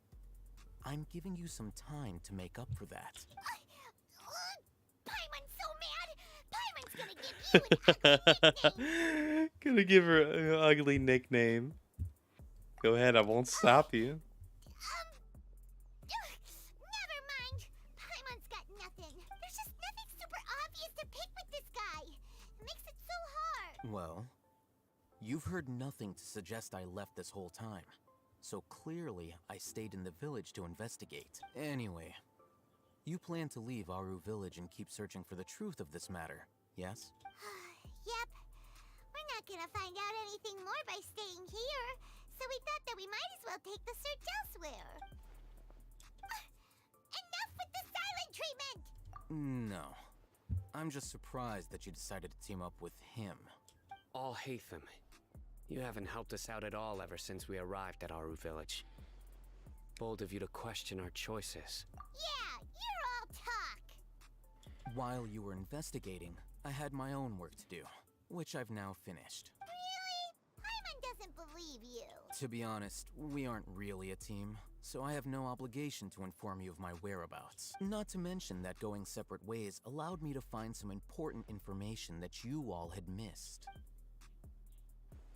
Huh? Right here in the village? Correct. What did you learn? I'm going to take you to someone.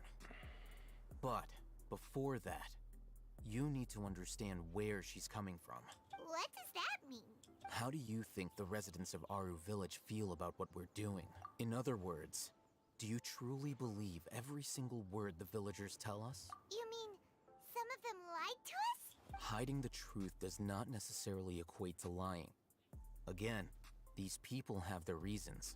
Remember what Candace said? Most people in Aru Village don't necessarily care which deity is in charge of Sumeru. That's because whether King Deshret or the Dendro Archon has power is of little significance to them. By contrast, the perils of their daily lives are ever-present concerns. They won't simply share everything they know with you without good reason. That's why you believed there was no further information to be found in this village. So you're saying we can find new info from someone we've already spoken Glad to? you're following along. Among those you have talked to, there's someone who was consciously keeping you out of the loop. In fact, she's been observing your every move since you arrived. The reason being, to someone who only wants to live their life in peace, any external factors introduce unpredictability into the equation. Those eyes. Those fierce eyes. You look like a real fighter. Don't change the subject. It's quite obvious that she's intimidated by Sino's authority and strength. Right. You were asking about the mad scholars. She corrected herself mid-sentence because she's aware that there are King Deshret fanatics in the village. If she sounds too friendly towards the village keepers, she could easily make herself the radicals' next target. I think it's been a few days since I last saw them. I usually go to bed pretty early, I didn't notice all I'm that. not too familiar with what goes on at night. Remember? She made a point of denying her involvement in brown anything eyes. that occurs at night. But honestly, I feel quite sympathetic towards them. Even though they act a little strange, they've helped me in the past. If it weren't for them, my house would have collapsed long ago. After speaking to the village chief, it became clear that the village keepers had protected Aru village at night. In other words, the young miss was very much awake during that time. Then why would she lie? By getting involved with an outsider, she risks drawing unwanted attention to herself. As for why she might be so wary about all this, maybe you should ask her. I'll pass on this one. You said that she is afraid of me. If so, it's best if I stay out of this. We're on it! Mm-hmm.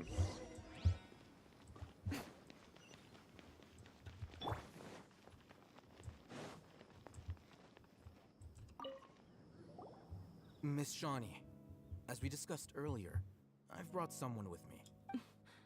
Mr. Alhaitham, I'm aware of where you stand, but how can I make sure that your friends think the same as you? Huh? What do you mean? We need to clarify our stance or something? Go ahead and talk to her. You'll get the answers you want. Go on. Earn her trust. Is it really that simple? May I call you Traveler? Sure thing. Hi, Miss Shawnee. Hi, Traveler. I want to ask you something. Do you think the resurrection of King Deshret can truly change Sumeru for the better? No. Why's that? It'll only result in conflict. That's very similar to what Miss Candace says. I know you two are friends. That's why I'm willing to talk to you, even though I do have some reservations. Before, I wouldn't even have the courage to ask something like this. Traveler, do you believe our lives will get better? Can't promise anything. I'll do the best I can. Yeah! We came here from another nation, so it isn't wrong of you to be weary. And we aren't really residents of any one nation. But even so, we've met lots of people from different places, and we've always fought for what we believed in. We have friends in Sumeru, and we want to help them. That's why we decided to stay here for a while.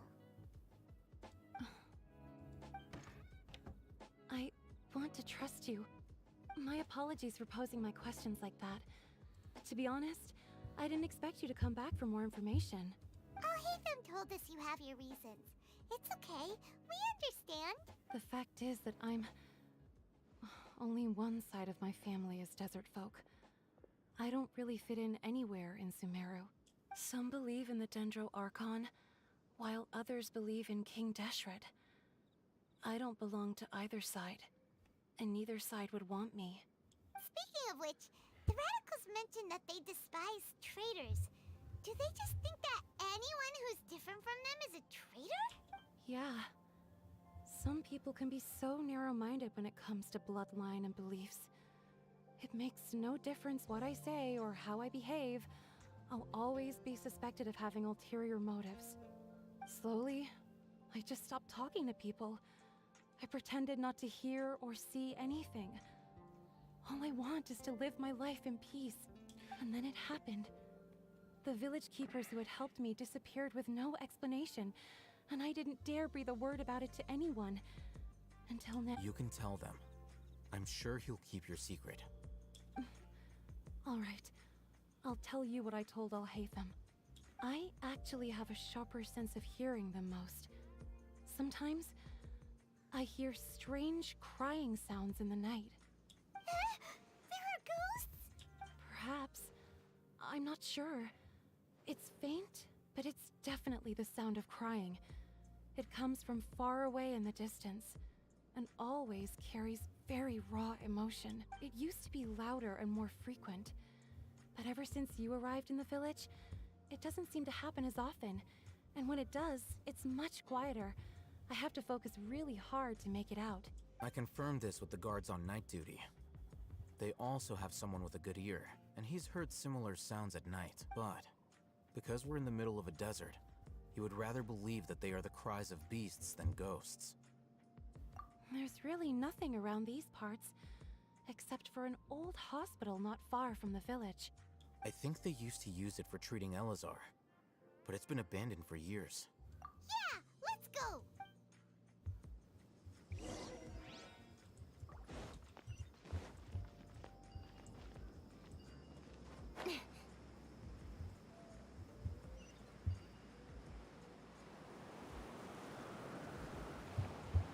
Oop.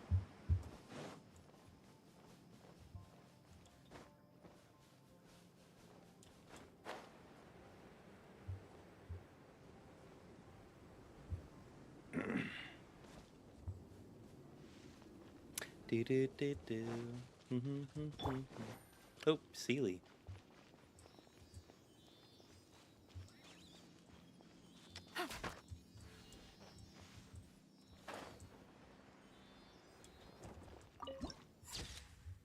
Lifeless Dar al Shifa.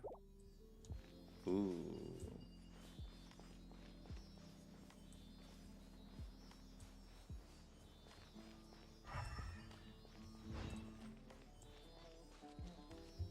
Sounds good to me. Quietly now. Things are about to get dicey. Incoming. Yeah.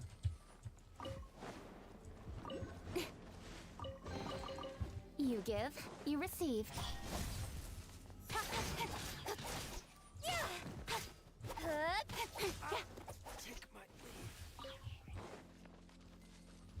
Hey, got a Sealy. Is this the place? It's in terrible shape, and there's sand everywhere. Empty and forgotten. An ideal place to hide people. Mm-hmm. Monsters, watch out! With sword comes shadow. Don't blink. Oh. Busted. Here comes the catch. Easy peasy. They were easier to deal with than Paimon had expected. Super strong bandits? Or monsters taller than buildings dropping out of the sky? Or, you know, something like that. He looks super serious. We gotta stay on our A game too. This is the one.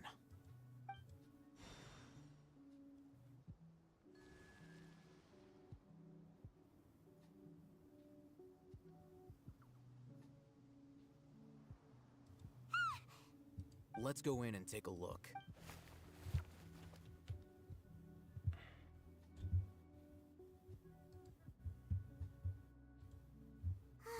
Hey,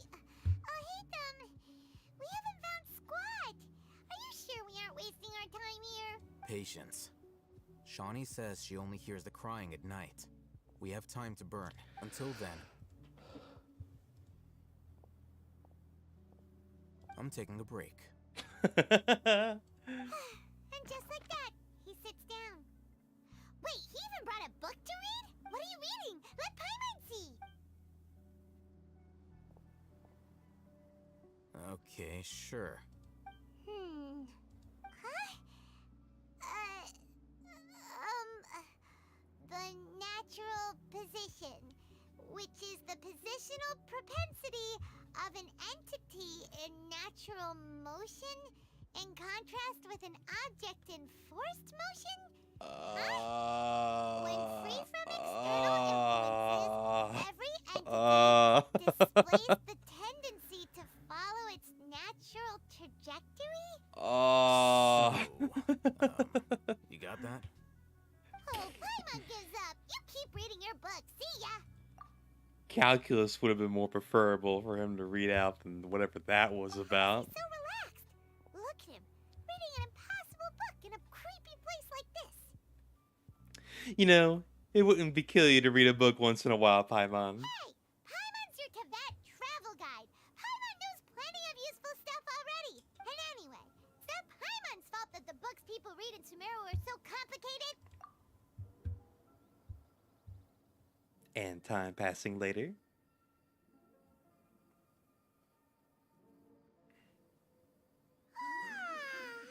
Paimon's getting so sleepy. Huh? What was that sound? Oh. There it is. It's coming from that direction. For a second, I thought that was part of the pretzel rocks. I'm like, I'm like, what? What the fuck is that? What? It's from below. But there's no way we can get down there. Something is off about the interior here.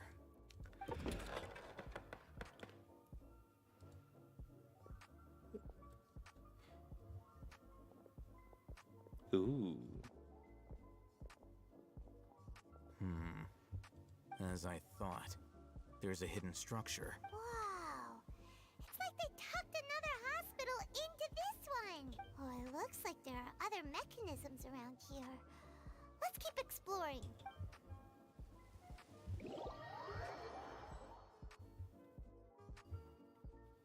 Cry from invasive monsters from the hospital. Ooh. Take it easy. Cool. All right, one there.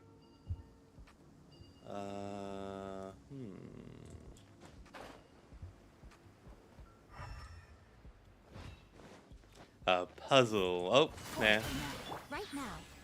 Emerge. Right now. A sight to behold.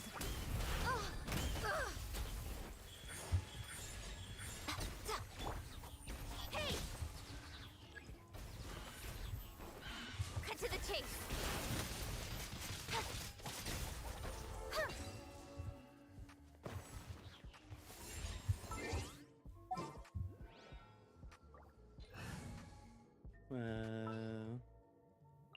Everything's ready.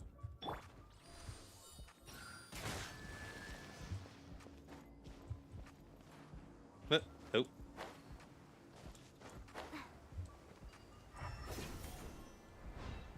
That's close enough.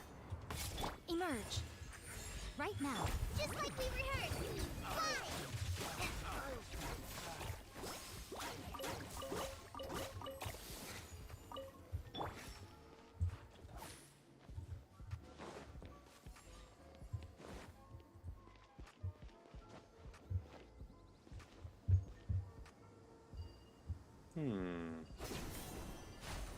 Investigate the elemental monuments around the hospital. Oh, wait, there's one.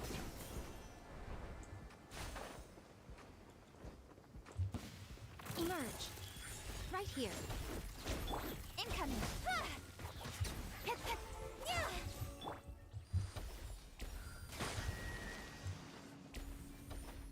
Oop. And I found another one. Ooh, and a Dendroculus. How lucky am I? Oh, come on. Don't blink. Hey! There we go.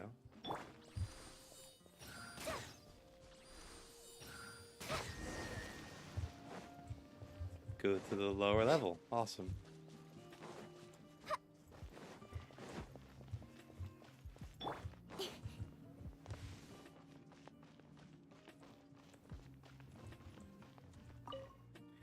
Emergency notes. Emergency note is patient Abbas, male, 23 years old. Dang it, hold on. Don't give a blah, blah, blah, blah, blah. Hold on, I want to read it. Stop going fast. Sorry. Patient Abbas, male, 23 years old, mole on the left side of forehead and left-handed. While his condition remains very serious, survival will be very difficult without professional medical care. The patient's survivability, once found, immediately inform. Don't give up, staying positive. All beings are under the watchful eye of the divine, so don't ever give up. Rest of the document has been rendered unreadable by weathering. This week's meals. Keep a balanced diet, rest regularly, maintain a good mood. Monday, minty bean soup, tachin lunch, curry shrimp, pani puri dinner. Tuesday, salad, biryani, lunch, fish with cream sauce, potato boat, dinner. Wednesday, shashuka,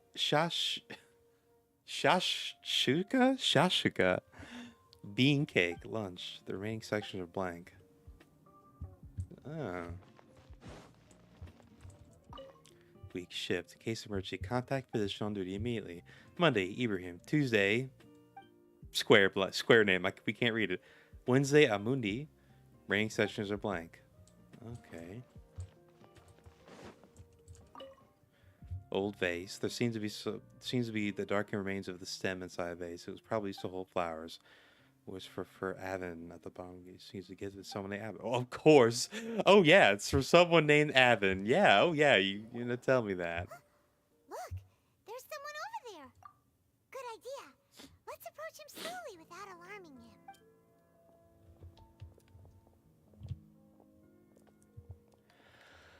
Wait.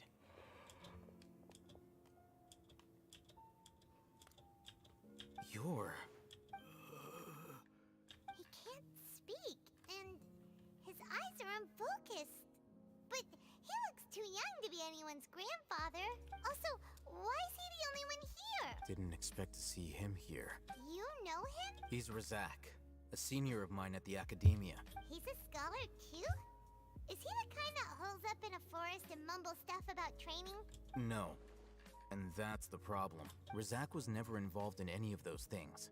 He never trained in the forest, let alone reach Satyavada life. Leaving that question aside for the moment, him being here alone means that we might be too late. Looks like they've already taken everyone away. For whatever reason, they left Razak here. Perhaps they simply didn't have time to come back for him. There are drag marks on the ground. They're clearer by the doorway. Someone was forcefully drawing a cart that was loaded with something heavy. Loaded with people? That is one possibility.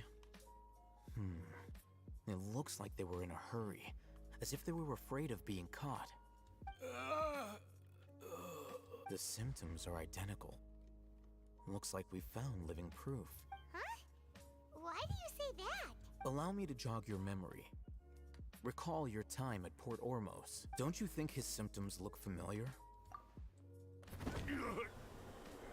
Oh, that guy. Oh, that guy. The Emerite guy who went mad. Now that you mention it, they're acting the same way. Correct. The Academia is behind all of this. It isn't difficult to deduce their rationale. First, the Academia spread a false rumor of King Deshret's resurrection, emphasizing the role of the village keepers, the mad scholars who were exiled to Aru village. These rumors were all the persuasion that the radicals needed, and those based in Aru village leapt into action. Unbeknownst to them, of course, through rounding up the scholars, they were actually helping the Academia. As well as being able to exploit the radicals for their own ends, this scheme has one further advantage to the Academia. all the risks and responsibilities are offloaded onto King Deshret's followers. Life for the desert dwellers has been brutal ever since King Deshret's death all those years ago. Beneath the surface, feelings of desperation are widespread. Many would give everything they have for the prospect of something better. Anyone looking to exploit that for their own ends simply needs to make a few empty promises. Even if complications arise, people will see that those involved are all followers of King Deshret, and look for no further explanation than differences of belief. A deep-seated mistrust of the desert and everyone in it by the rest of Sumeru will make sure of that. The notion of an academia plot wouldn't even cross their minds. It may seem like a simple strategy, but it is able to work wonders under Sumeru's current circumstances. Oh, that makes a lot of sense. It's in line with the village chief's theory, too. But there's still one very important question. Wasn't it the academia that brought the scholars to Aru village in the first place? Why does it want them back now? Throughout this process, one thing has changed. The scholars' identity. First, they were scholars. Then, they became lunatics. After that, they were exiles. And finally, they become missing persons. An exile is still patently a living, breathing human being. But when someone becomes a missing person, that is brought into question. If you can't find someone, you have no way of knowing what exactly happened to them. Resource? For what exactly? One possibility is that the information in their brains could be extracted into knowledge capsules. Extracted? You mean canned knowledge comes from people's brains? Oh, here we go. Finally, chat. 2 hours and 34 minutes in. Back to this Archon quest. And plus the hours of streaming before that yesterday. We finally have. Someone said canned knowledge in a long time. Canned knowledge? Canned knowledge? Canned knowledge? Canned knowledge? You mean canned knowledge comes from people's brains?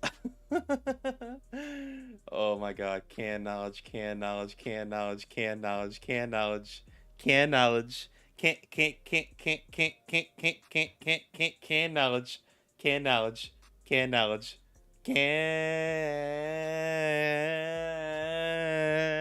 Can knowledge. She said the thing.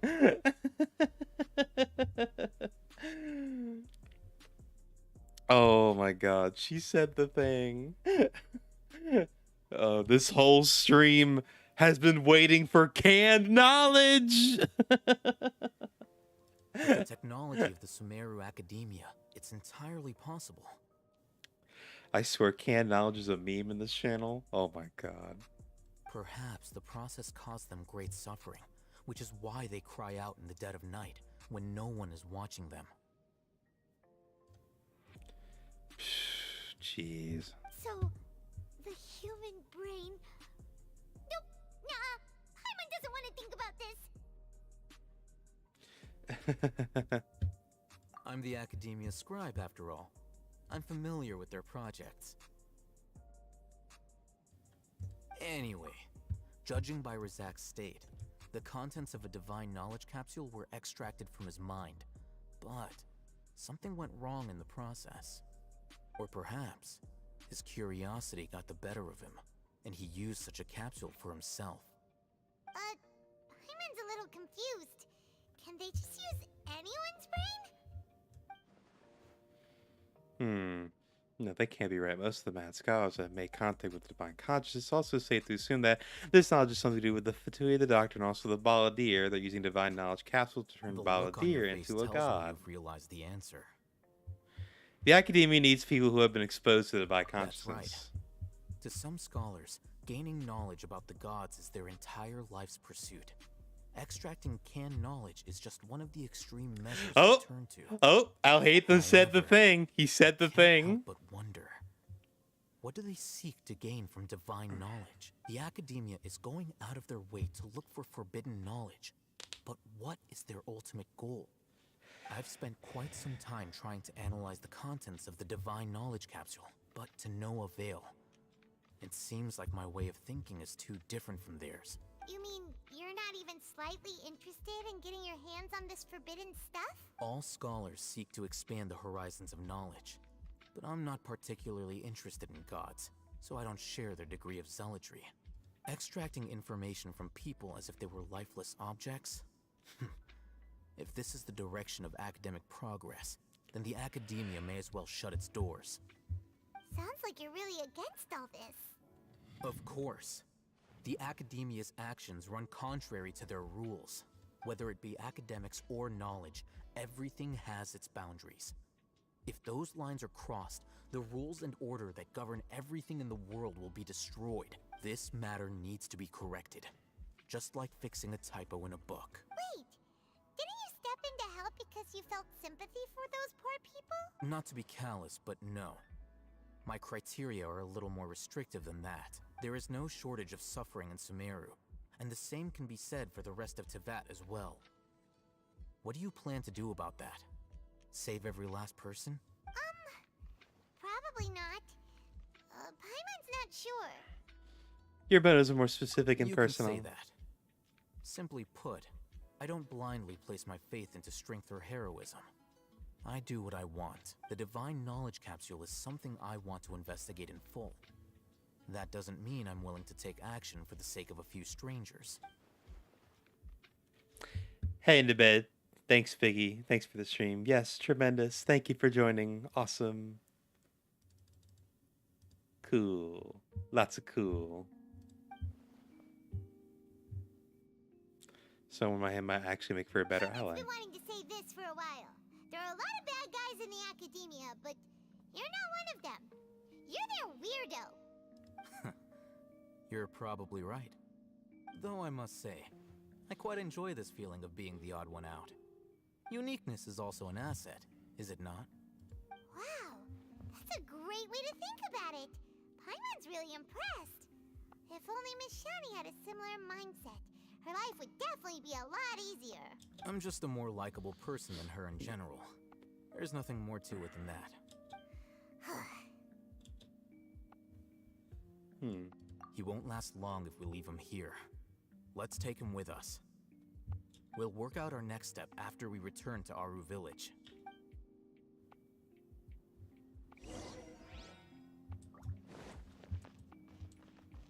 Anything in here? No.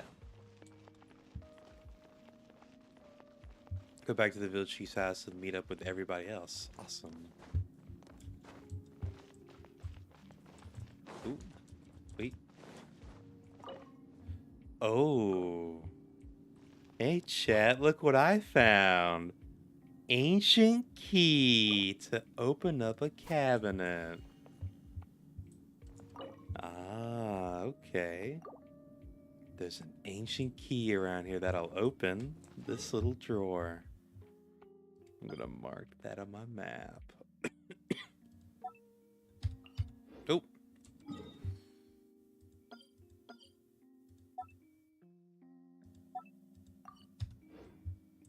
There we go.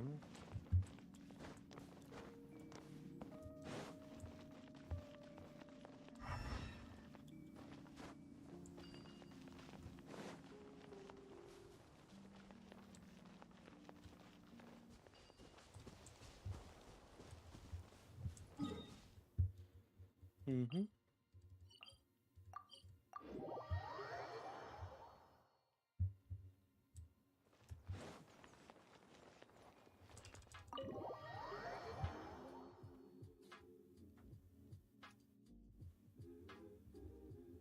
We're back! You must be tired. You should rest and take some water. What's the situation? Who's it? Unfortunately, somebody who's too young to take on the role of Isak's grandfather. Nevertheless, he's one of the people we're trying to find. You tell everyone what you saw at the abandoned hospital and share your story. So, at one point in time, the abandoned Elazar hospital served as the academia's site for extracting divine cant knowledge. See, said the thing. Canned knowledge. You said the canned Plan knowledge. must have been implemented at some point before we arrived at Aru Village, since divine cant knowledge has been in circulation for a while now. Oh boy, canned knowledge, fourth time. They fled once we were headed to the village, almost as if they knew we were on their trail. Why is that? Yeah, why is that? We may have a mole in our midst. One of us could be secretly revealing our whereabouts to the academia. Huh? Are our friendships that shallow? Looks like none of you have realized wherein lies the issue. Sino, you're the reason why they can predict our movements. Canned knowledge. Wait, what's that supposed to mean? Choose your next words very carefully. It is simply a logical inference. I have my reasons. So what you're saying is, Sino's the mole. Interesting. And here I thought you were the most suspicious one, Al-Haytham, since you were always acting alone. We should make like a canned. You have a point. Wait. I realized something as we were returning from the hospital. Sino isn't like any of us. What are you trying to say? Do you still remember who you are, General Mahamatra? As a Matra, you are no doubt privy to certain kinds of information. Before you can take action against someone, you are required to have all the facts available, including the less than savory details. Simply put, the academia has traditionally allowed you access to a wealth of sensitive information. Knowing their modus operandi, wouldn't you expect them to take precautions against you?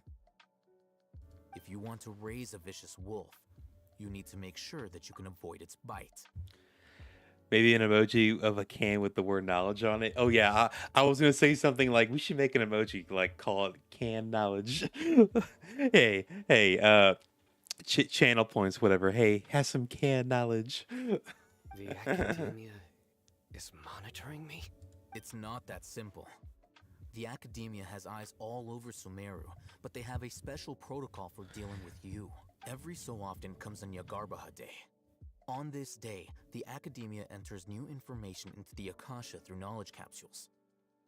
Oh, speaking of which, how's the other emojis coming, I Seven? remember seeing a thick notebook next to the control panel once. Its contents were all about the General Mahamatra, his activities throughout the day, preferred methods of enacting judgment, everything. You're saying that the Academia entered my information into the Akasha too? But what's the point in doing that? My actions aren't important enough to be added into the Akasha. The Akasha is capable of computation. The Akasha's algorithms are entirely capable of predicting your movements using the data entered. When you would depart, the route you would follow, your destination. It knew all of this. Gasp. It's a giant supercomputer, chat. The Akasha is a giant mega supercomputer. Almost done with them. Maybe 2 more days, maybe. Awesome. Awesome. It predicted my every move. The Academia has been watching you longer than you think. However, the fact that you resigned is proof that their suspicions were well-founded. So that's how it is. Sino adheres to his principles so strongly that he's actually a thorn in their side. Tenacity of will and steadfast faith are worthless to the Academia. They need scholars who are easily pliable and mindlessly go after anything they can profit from. Sino, don't take it to heart. This just proves how much of a trustworthy ally you are. They escaped because of me. Don't blame yourself. It's not like any of us would have known. Exactly. I have an idea. If they predicted my movements, then I might be able to guess where they went. Whoa, you bounced back fast. There is always an opportunity for safety after danger passes. Oh, so that's how it is! Paimon gets it now! If the Academia is trying to avoid Sino, then the safest place would be... 1 step behind him. That's right! They'll want to proceed in the direction opposite of where I'm going. Honestly, I'll just make the canned knowledge emote for free just for the meme. It'll just be a drawing of a can. After all. Oh my god. That should be like, if we had like one more like tier 1 slot for an emoji, oh my god, that would probably be it. Can. I must go. There's also something I want to investigate. Let's go, guys! After him! Please, wait! I want to go too! Or just like a tier 2 emoji idea would be like me, Pinky, like just chugging like canned knowledge like it's Red Bull. Just like, give me canned knowledge. Make me smart, bake brain, 200 IQ play. Let's go. So, you have to promise you'll stay safe. I want to find Grandpa. I promise I'll be careful and not cause any trouble. Everyone, I leave him in your hands. Yay! Let's go! Remember to pack some food with you. Paimon feels like we're missing someone, though.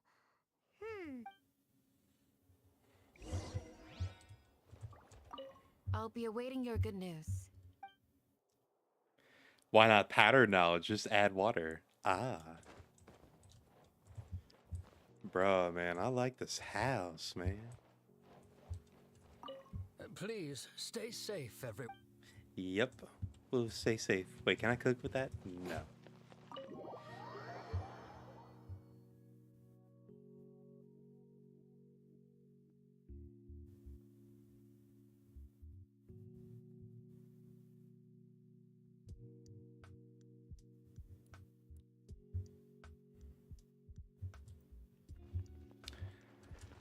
Oh. Alright, follow Sinnoh. Alright, going out further west. Further west, out all west. West, west, west, west, west. It is as the stars for... Water.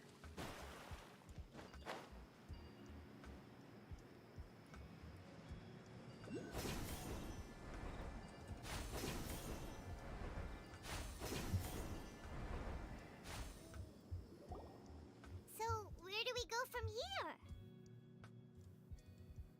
Yes. After leaving the village, we should head straight toward the desert. Ooh. I know the desert like the back of my hand. Is that because you play here a lot? Yep. One time, Grandpa almost got lost in the desert, but I was the one who brought him back. Come on, keep walking, Senna. Keep walking. There's something here. What's this? It's buried in the sand. Looks like we'll need to roll up our sleeves and do some work. And Paimon thought running around everywhere was already enough work. Now is the time to complain, Paimon. Okay. So, we have to dig it out? Whatever's down there looks like it's buried really deep. You managed to retrieve the buried objects. These are likely fragments of an Academia-developed device, something akin to a headset. Looks like there were more than one village keeper. They must have been escorted this way because there are device fragments scattered around here. Let's split up and search the area. Chances are that we'll find other things nearby.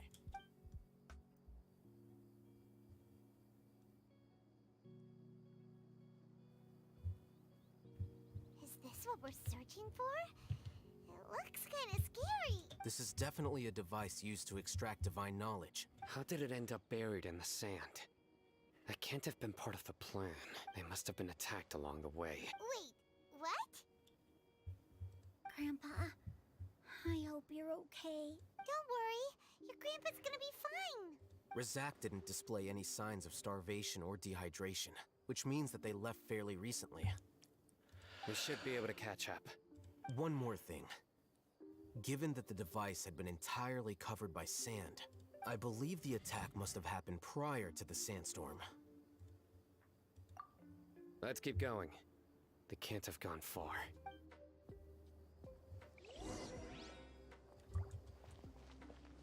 Running on sand is so tiring. But you're flying, aren't you, Paimon? Is flying over sand tiring too? Of course it is. Wow, look at that night sky.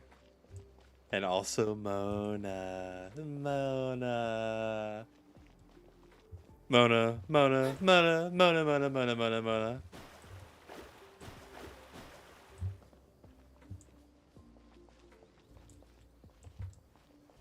Voices, over there.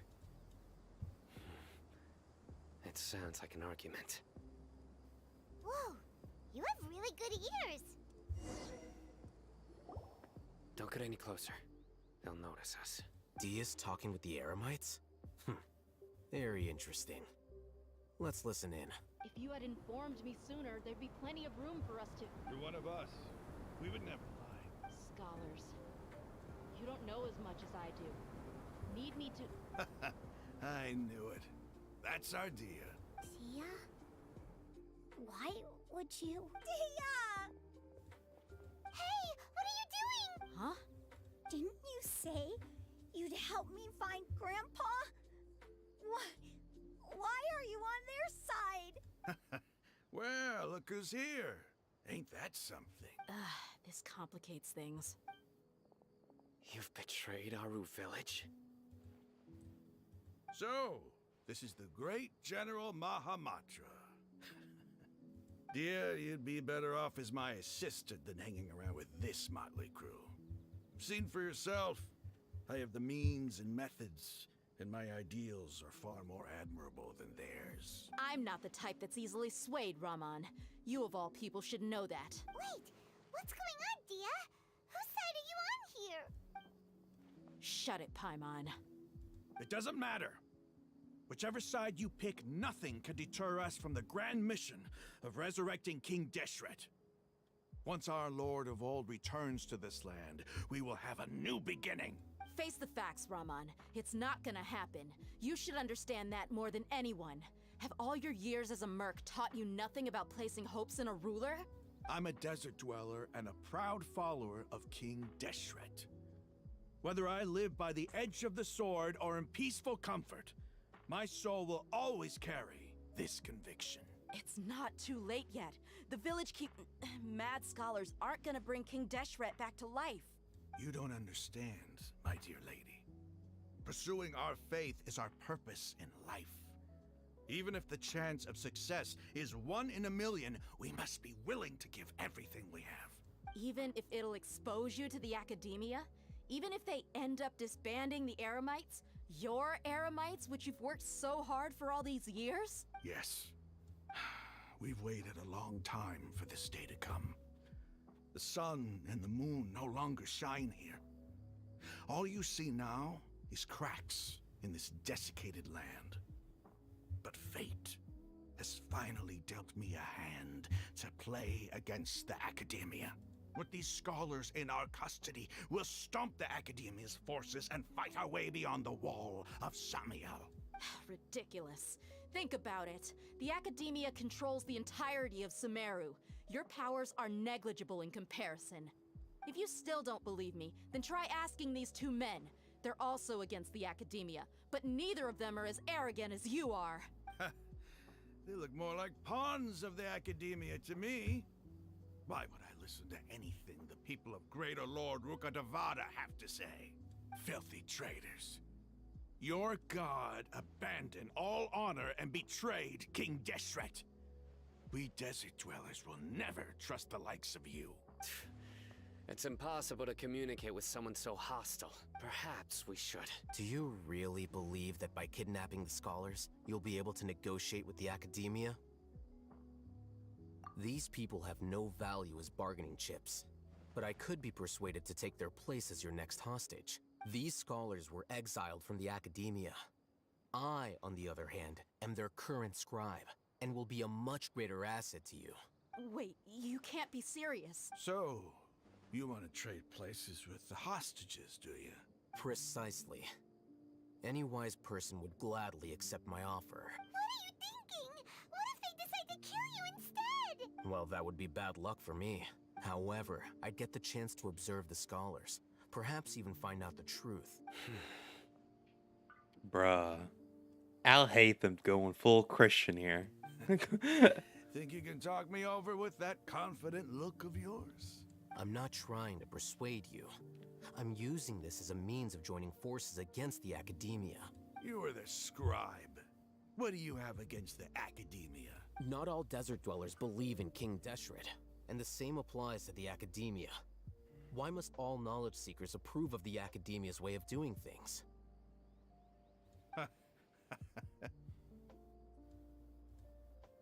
You Academia scum. Every last one of you is nothing but a hypocrite, just like everyone else on the other side of that wall. I've made myself clear enough. I won't listen to another word from the Dendro Archon's people. Not so fast. I'll hate them. Do you stand by everything you just said? I never make empty promises. You know you're making a dangerous decision, right? I do. Good.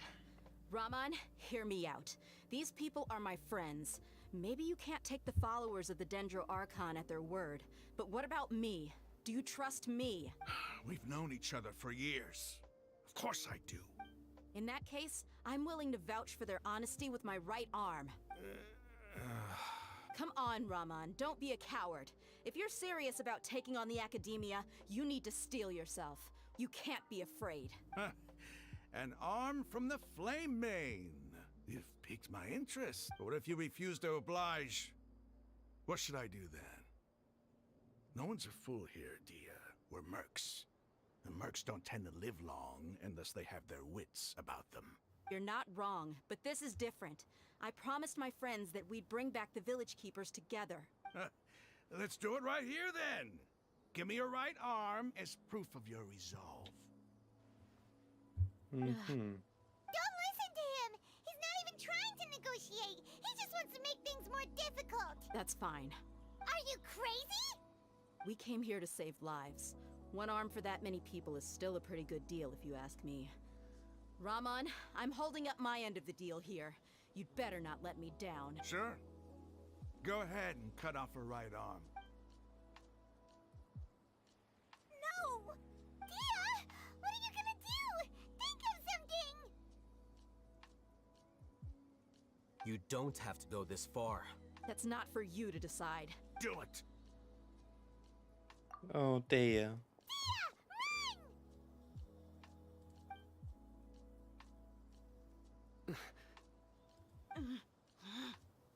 Bruh. Oh. Stop! Oh. What's wrong? Can't do it? Flame Mane, you and I are both desert folk.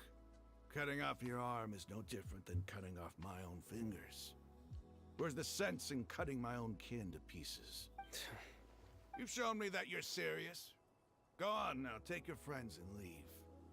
Meet me in the desert at noon tomorrow.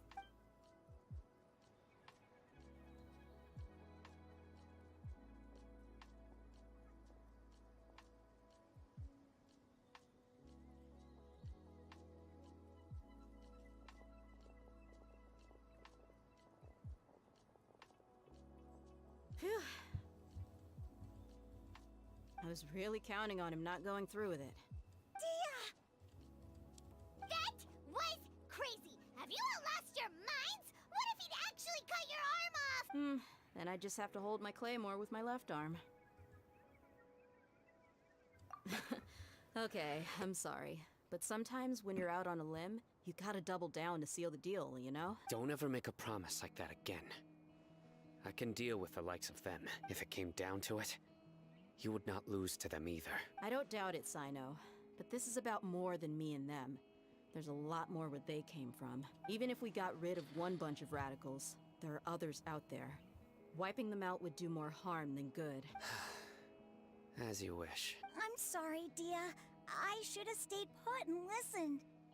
I should have trusted you. It's okay.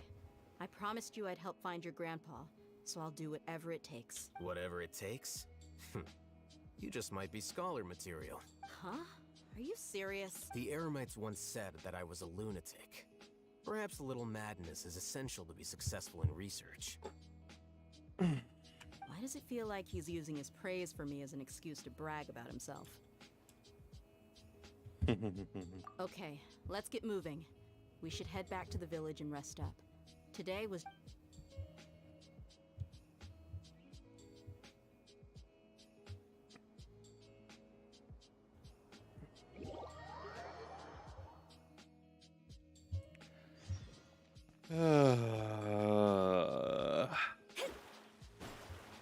So much lore.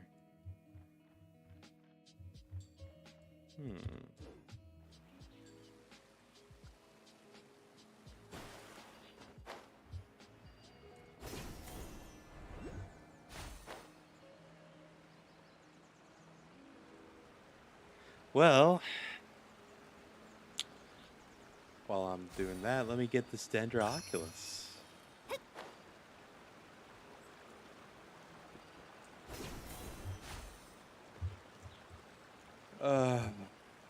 All right.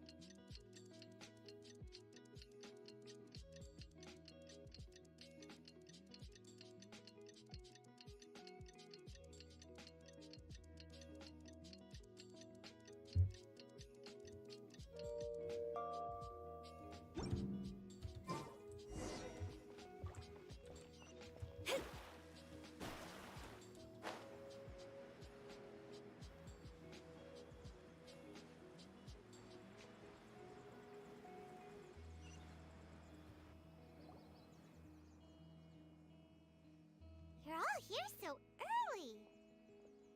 Looks like we have everyone here. Isak, are you sure you want to come with us? I'll watch from a safe distance. Dia, I want to be there to bring Grandpa home. Okay, let's go then. Dia, wait. What's the matter? I heard that you were quite reckless yesterday. No more of that today, understood? Or I'll be very upset with you. Fine.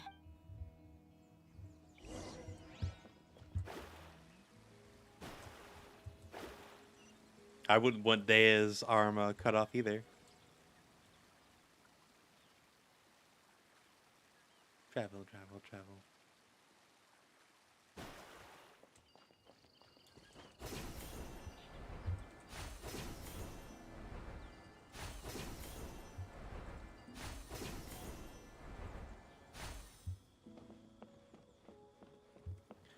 Oh my god, 1,580 meters away. Oh my god.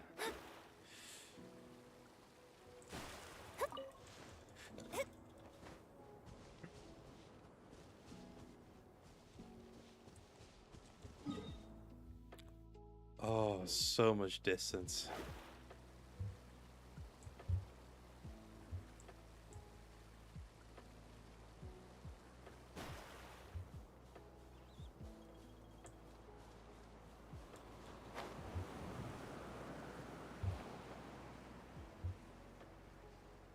Flying in the desert. Oh yeah.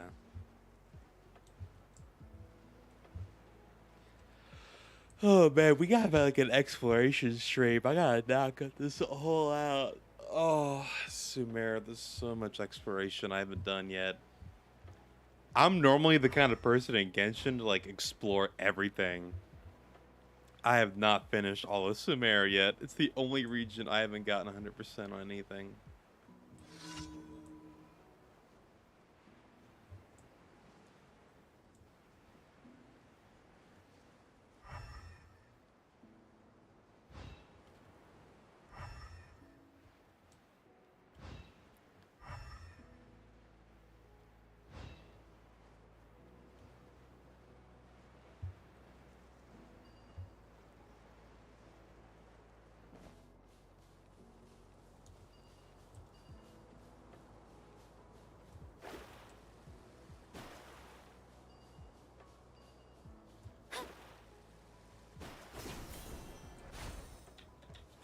Scry the sky.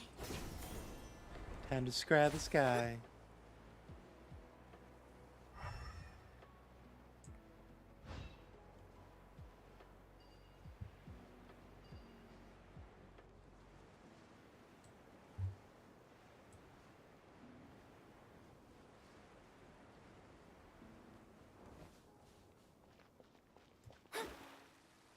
Guess I'll knock out these guys. Shadows of fate. Fate is upon you. Nowhere to hide.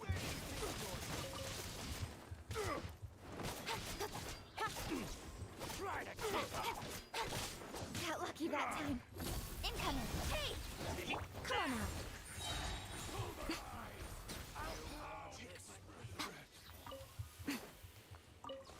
Where do you think you're going? Emerge right now. I'll be back.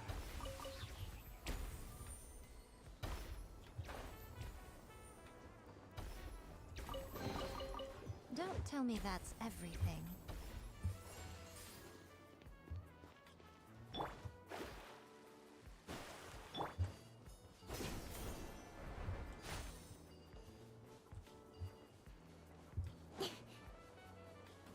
Oh, another a challenge, alright.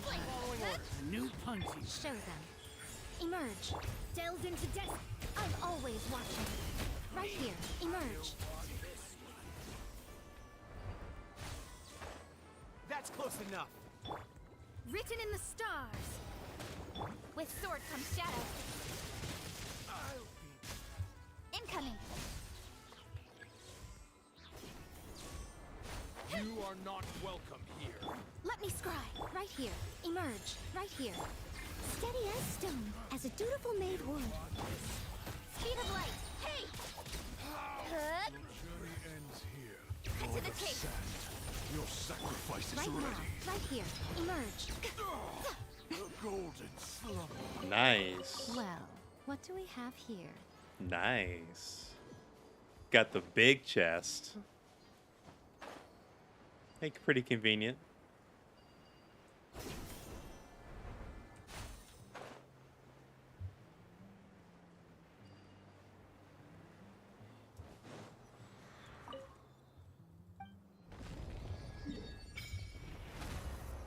Nice, nice.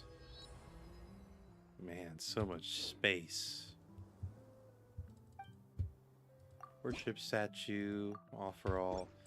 Oh man, level 3. Yeah.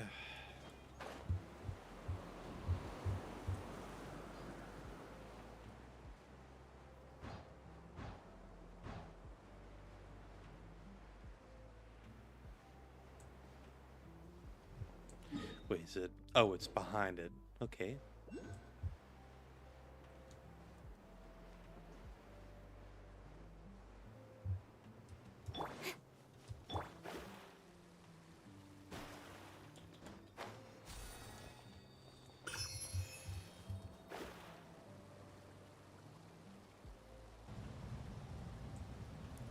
Ooh.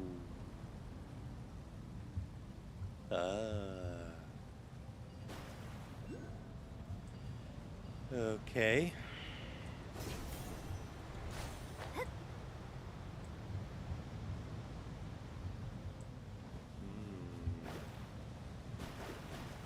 Come on.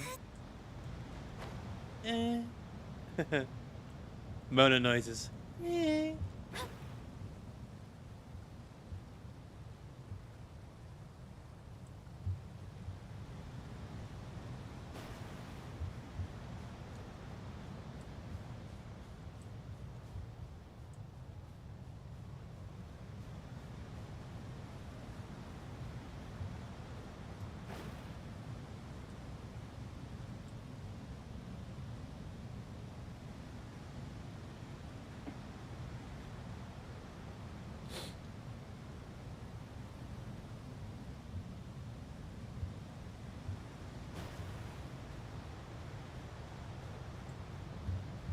Man, this is awesome. Look at that.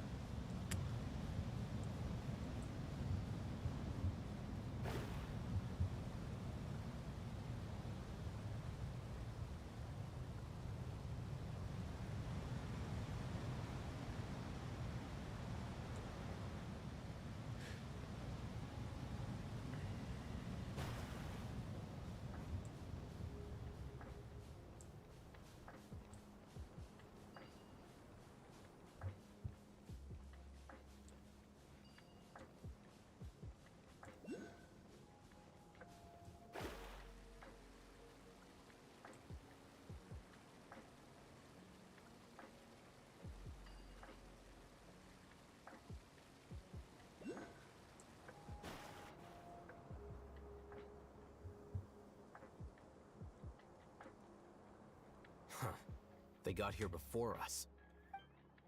Uh-oh. Is it because Paimon overslept by 5 minutes and held everyone up? Is everything ready? Absolutely. Although, you brought fewer people than I imagined. Bring him over.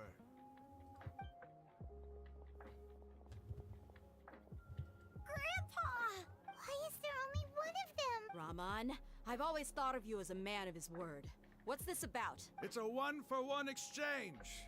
Sounds fair, don't you think? And let me put it this way. Agreeing to any kind of deal with the Dendro Archon's people is already a huge compromise on my part. Don't you think you've asked enough?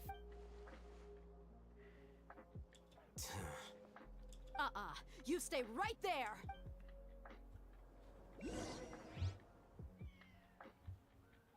Oop. Oop, they getting angry.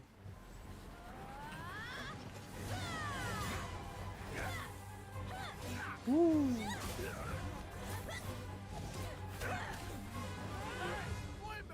What do you think you're doing?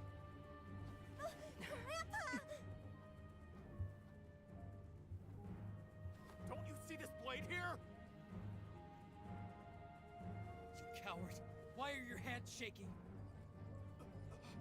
Wait a second. It's a earthquake. Uh-oh, earthquake.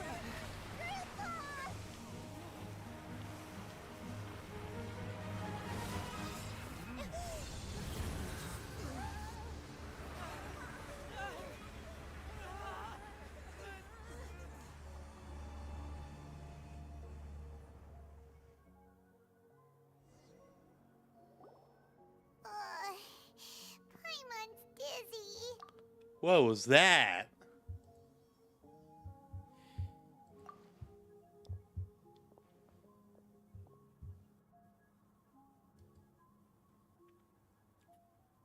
Ugh, this day's going just great. What a nuisance. The sand dune collapsed. I saw an energy field. The village keeper protected us. It glowed green with dendro. Just like you said, it may well have been the remains of Lesser Lord Kusanali's power inside the scholar's body. The Dendro Archon. The present one. Grandpa? Grandpa? Oh no. He's getting confused again. Hey, look around you. Did there used to be a temple here?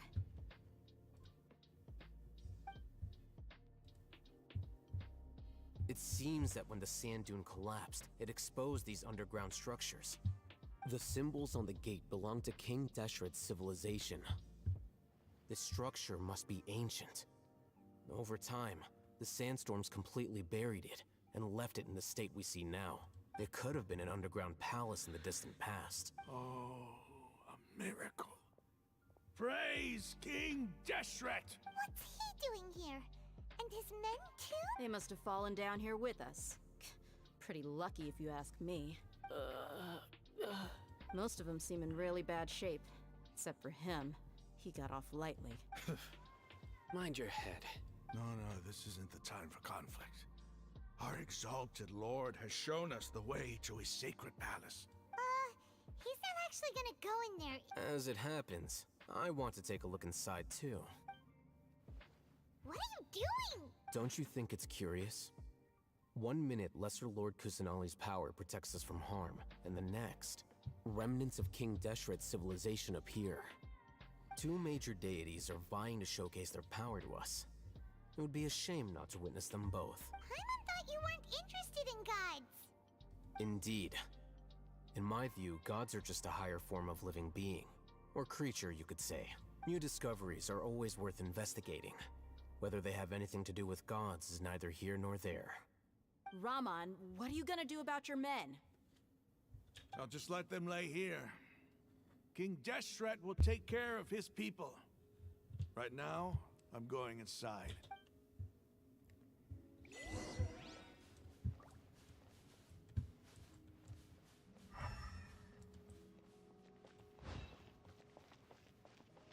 All right, time to enter the ruins. Ooh.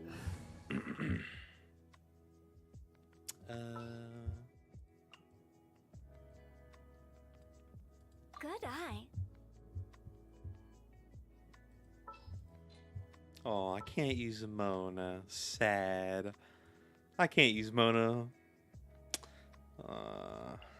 Time to begin work? Okay, Coco Goat. He's the goat.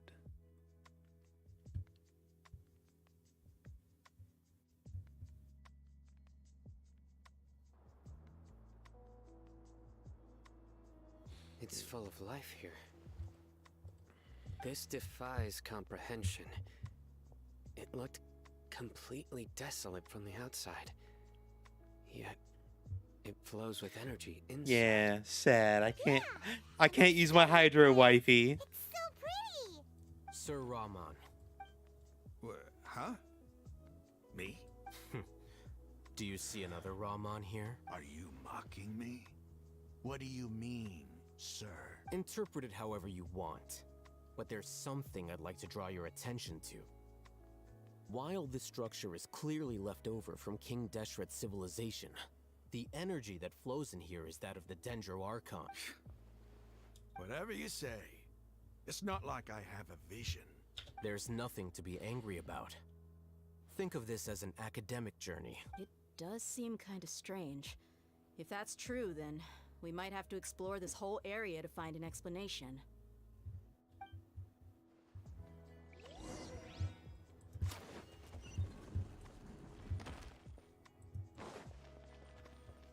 Let's see,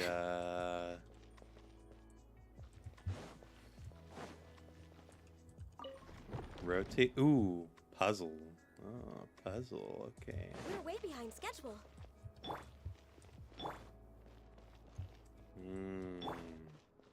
Puzzle, puzzle, puzzle, puzzle, puzzle.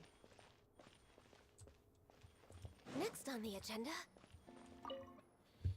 Look up at the hall as a mortal and listen to King Deseret's holy guidance. Look up to the hall as a mortal and listen to King Deseret's holy guidance. Look up to the hall as a mortal. We're way behind schedule. Ooh.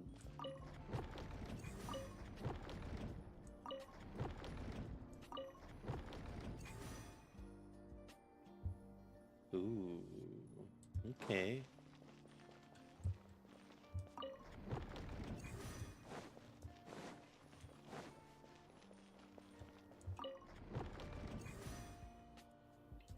Oh. I get it. I get it. Okay. Rotate. There you go. Done. I did it. Big brain. Healthy body, healthy mind.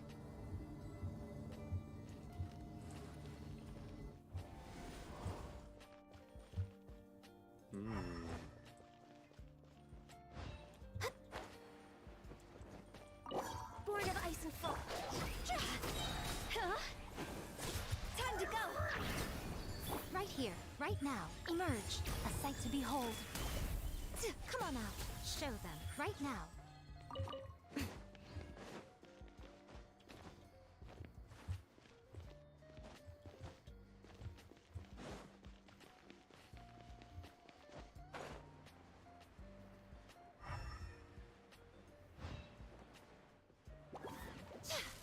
Emerge. Right now.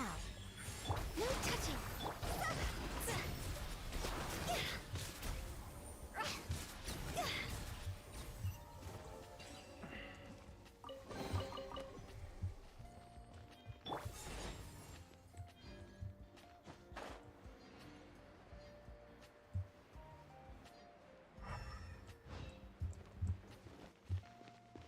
Like the lighting. Very nice. What's over here? Anything hiding? No.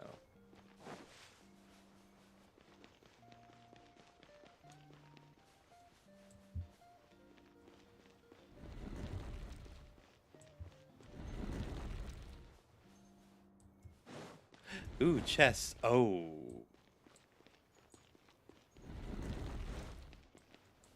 Haha. Sneaky.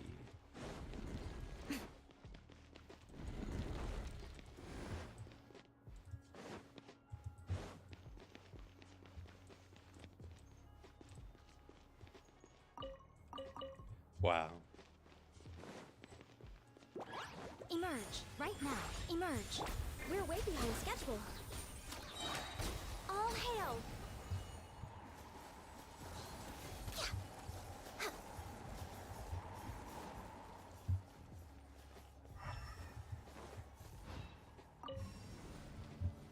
Ooh.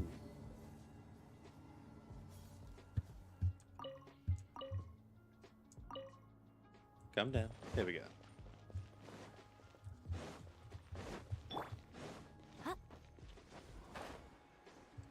Ooh, wait. Oh, chest. Sneaky little chest.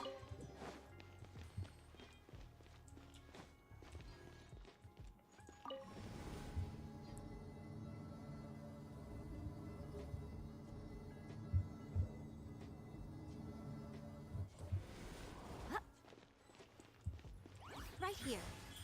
Emerge.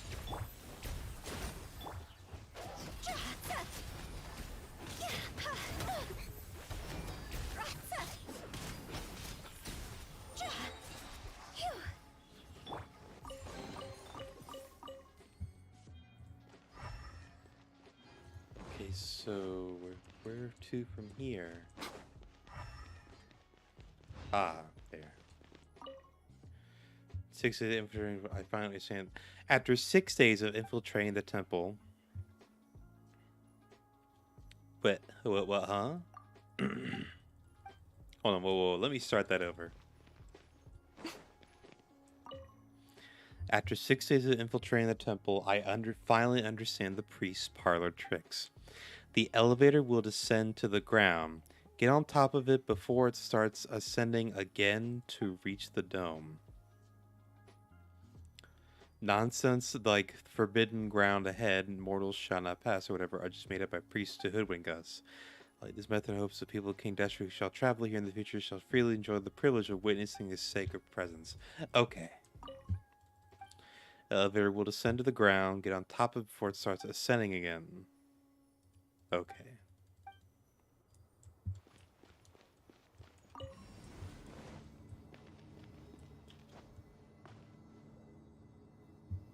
Oh, well, I already did that.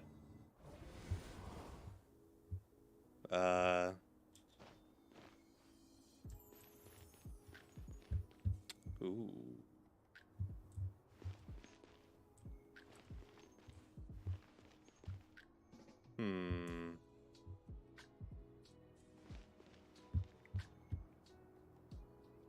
Well, this was not helpful.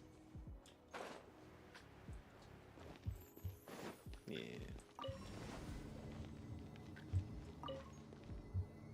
Let me do that again.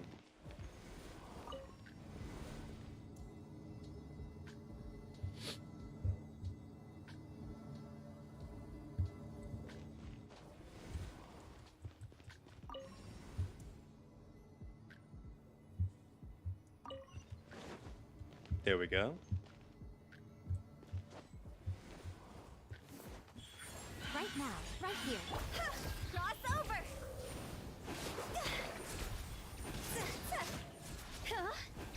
Born of ice and frost. More puzzles.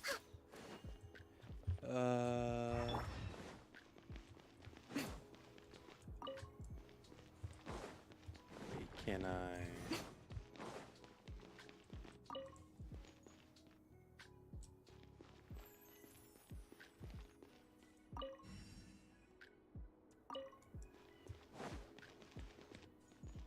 Okay. Oh.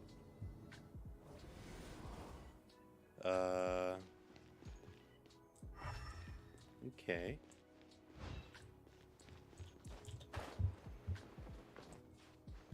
Anything up there? No.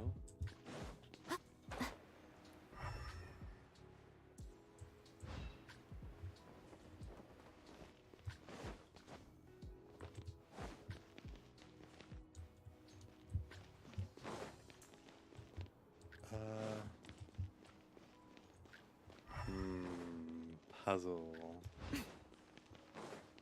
Anything here?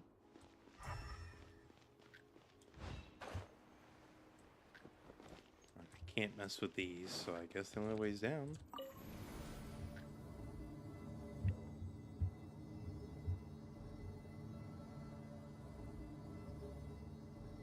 Ah, going below. Going down. Now that's a sight to see.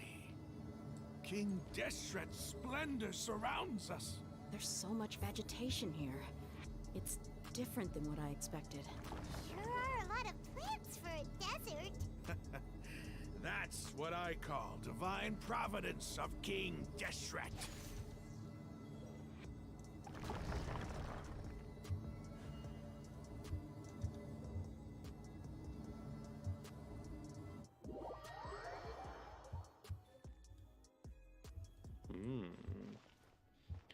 See deeper in the ruins. Oh. It's the tree. It's the tree. It's getting brighter. Oh, it looks so beautiful.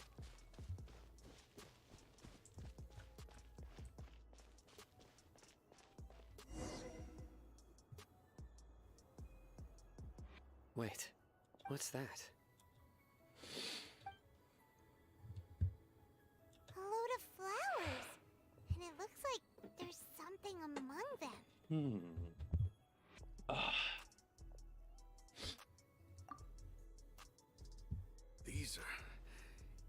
Deshret runes.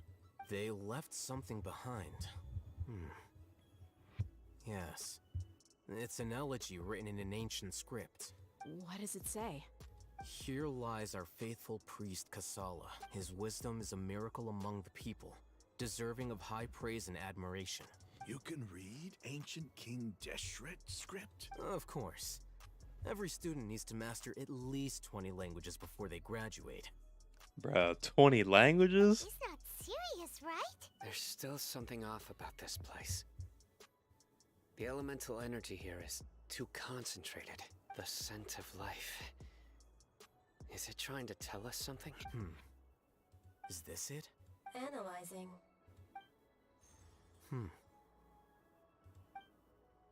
There seems to be a hidden message among these skeletal remains. Excellent.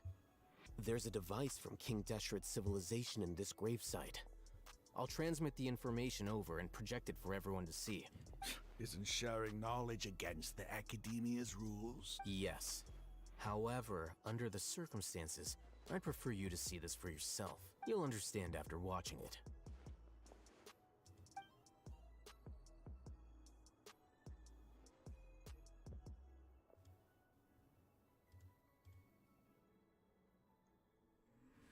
Civilization is born of knowledge, but so too can knowledge be its demise.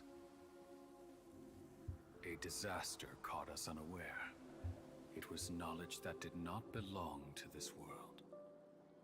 King Deshret brought this forbidden knowledge into our world, and it quickly spread like a plague.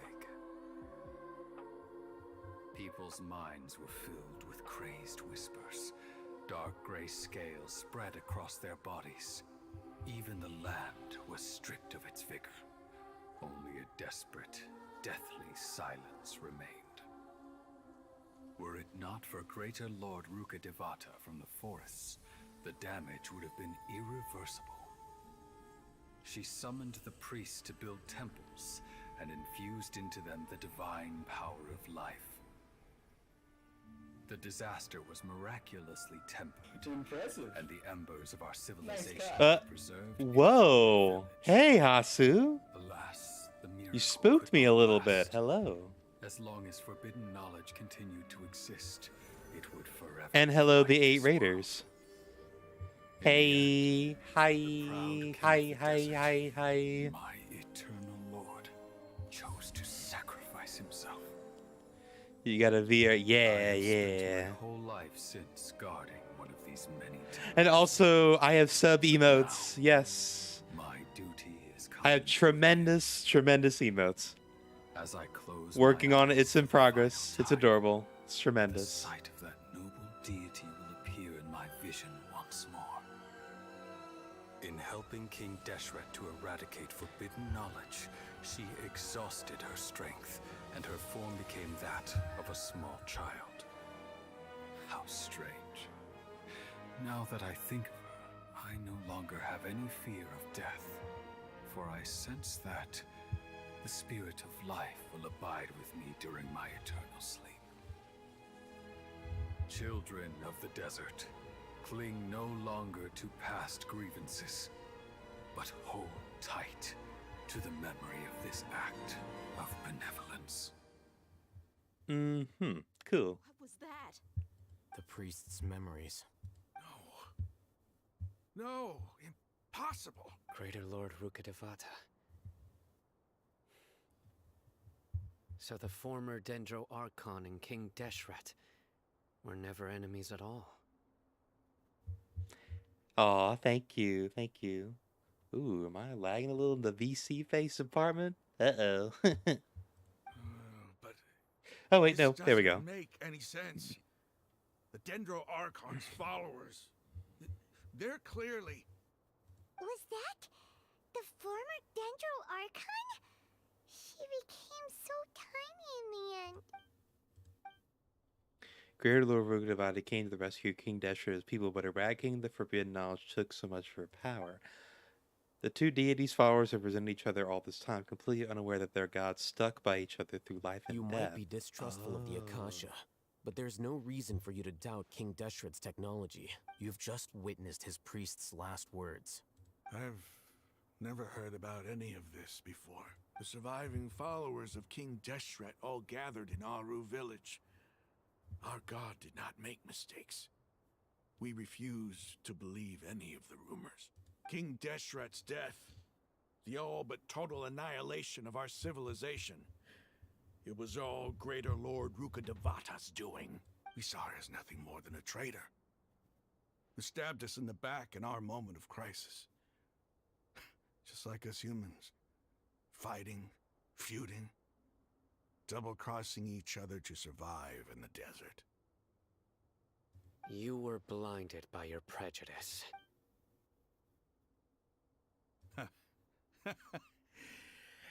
If I hadn't seen this for myself, if I hadn't witnessed his last words with my own eyes, ears, and heart, how could I ever begin to accept this? The truth is so far from what I've always known. Am I really supposed to believe that after all these years, all this time seeking revenge, suddenly now my enemy is my savior? Rahman, that's enough. Give it a rest. You're starting to make a fool of yourself.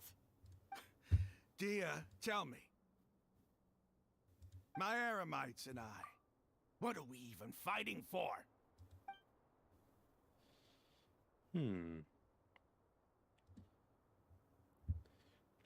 Hey, how you doing? I'll live. Thanks. I should probably go. Can't just stay here forever. What's your next move gonna be? Oh, I know what you're going to ask. I feel deeply ashamed of everything I've done. You'll get up, but please, give me some time. After everything that's happened here today, somehow I need to explain it to the others. It's not gonna be easy. Well, I guess that's for me to deal with. Dia, this is where our camp's located. Make a note of it. When would be a good time for us to go? Tomorrow, I'll convince everyone that we're all on the same side. And I'll return every last one of your your village keepers. We'll share our other resources with you. You seem to finally understand that our true enemy is the sages. Yes. The gods never gave up on anyone.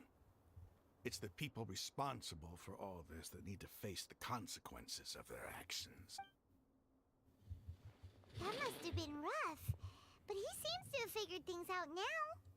Rahman's no fool. Being the leader of your own faction in the desert is no easy feat. It's too bad he was held back by his belief in King Deshret. But now that that's changed, I guess we have a few more people on our side. The outcome, at least, is favorable. We should get going too. Let's head back, have a proper meal, and a nice, long sleep. We'll need all our energy tomorrow. Sino, we're leaving! Stop yelling.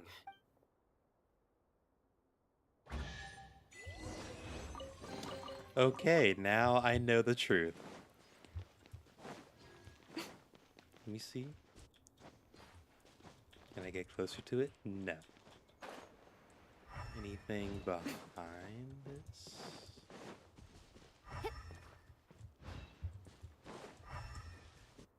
You never know, there might be a hidden chest, who knows?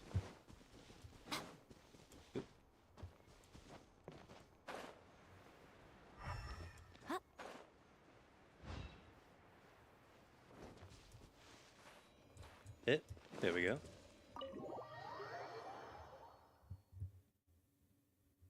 Well, that was a nice raid, huh?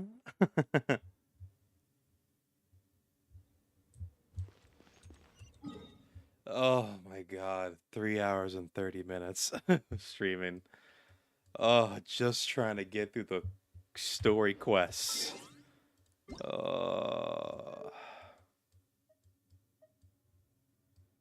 Let's see. There we go. A little different music.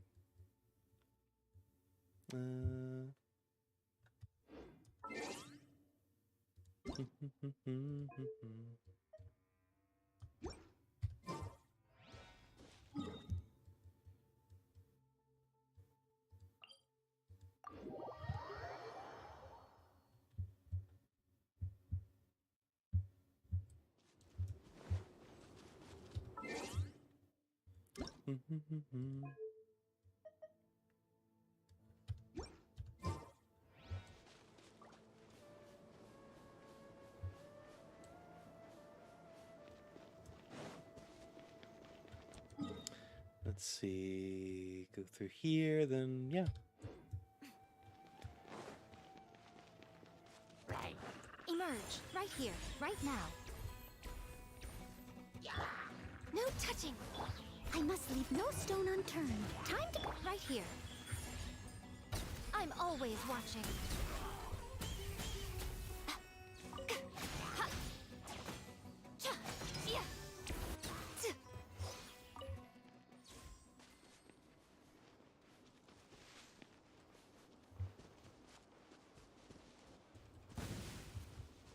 Oh.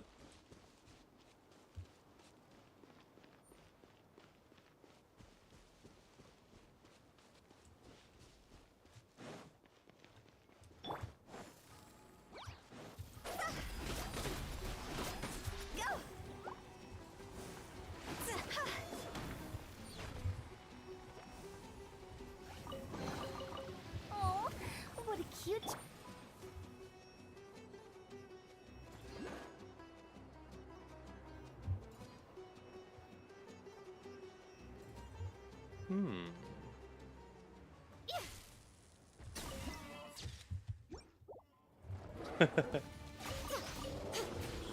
Emerge. Right here.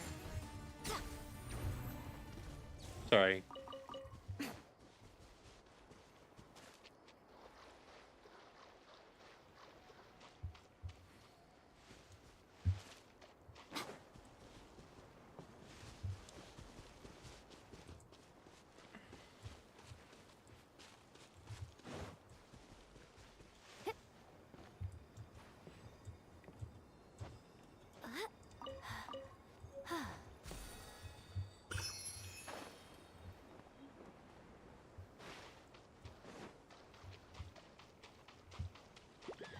Emerge. Right here. Right now.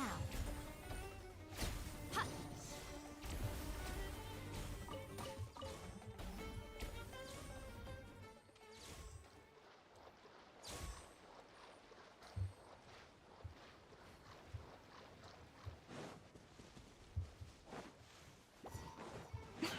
Emerge. Right now. This is long overdue. Born of ice. Phew. Oh, what a cute treasure coffin.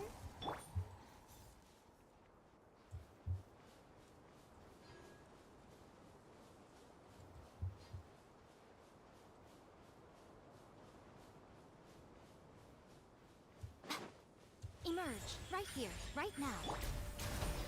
See? I will end it. I guess this is it.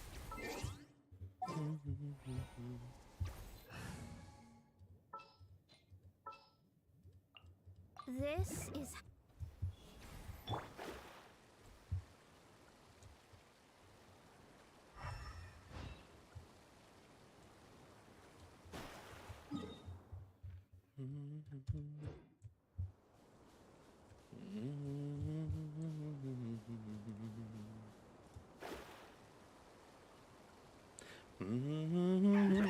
Shadows...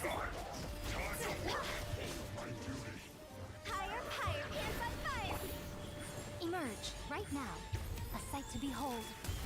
Right here, emerge.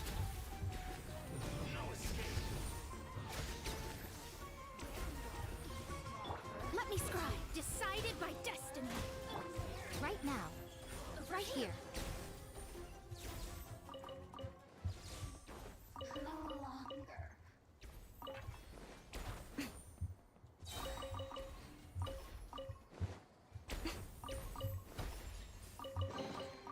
Well, what do we have here?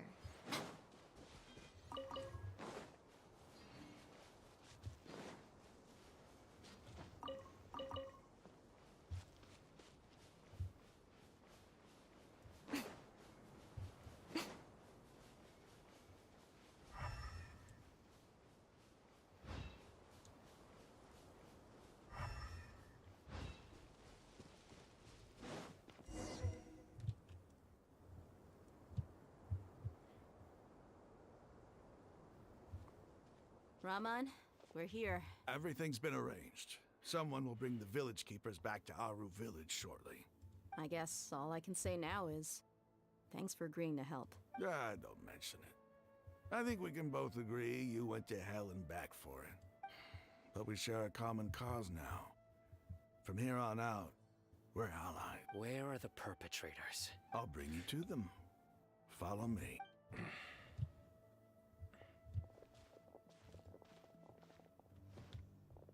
So these are the people who kidnapped the village keepers.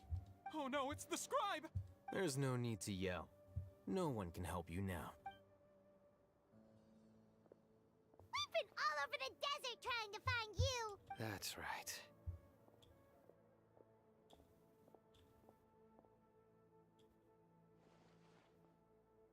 General Mahamatra? No, no! Make it quick, please! Swift and painless! Whoa. The moment they set eyes on Sino, they turned pale like they've seen a ghost! You should have known that I would be coming for you. Wait, we were just following orders. You know what I'm talking about, right? There's no way we could have done all this by ourselves. No, not Sino. He's gonna tear us limb from limb. I could do worse. Please have mercy. Start talking. Otherwise, I'll have to resort to other methods. So, your superiors have kept you quite busy recently. Why? What are they trying to accomplish? They, wanted to extract canned knowledge.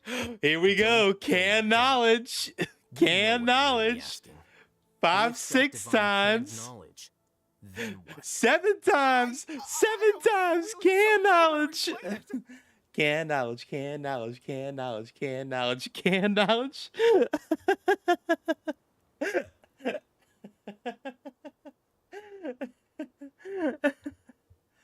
You better start talking or you'll be sorry! You don't want to make things any more difficult for yourself, do ya? Be my guest.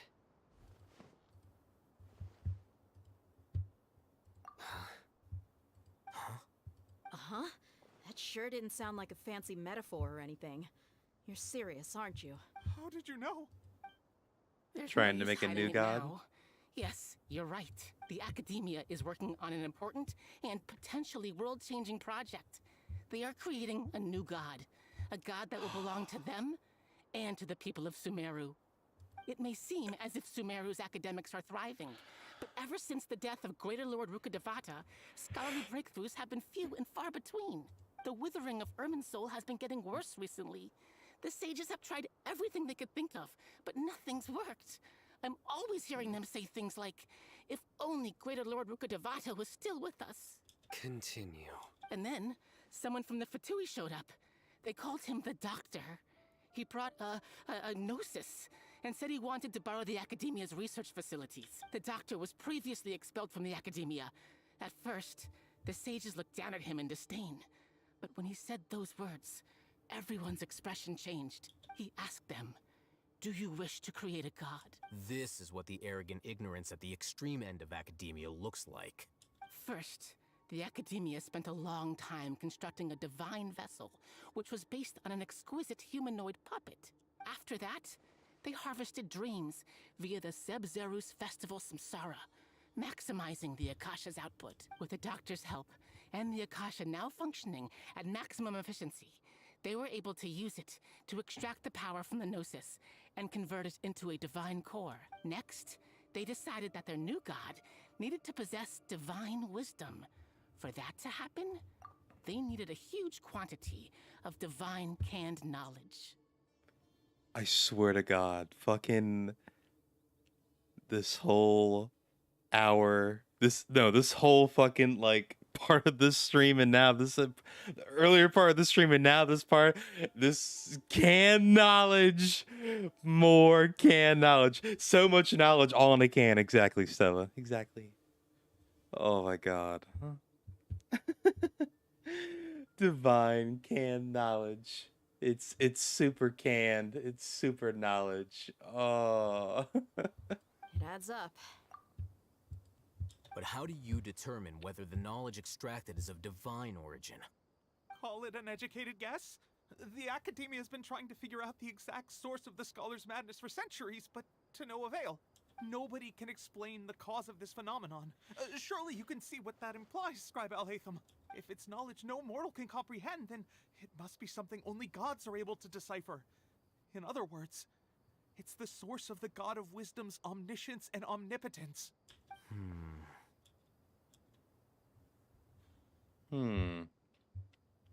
But the Age Sage's end product won't be Ray You must have noticed by now.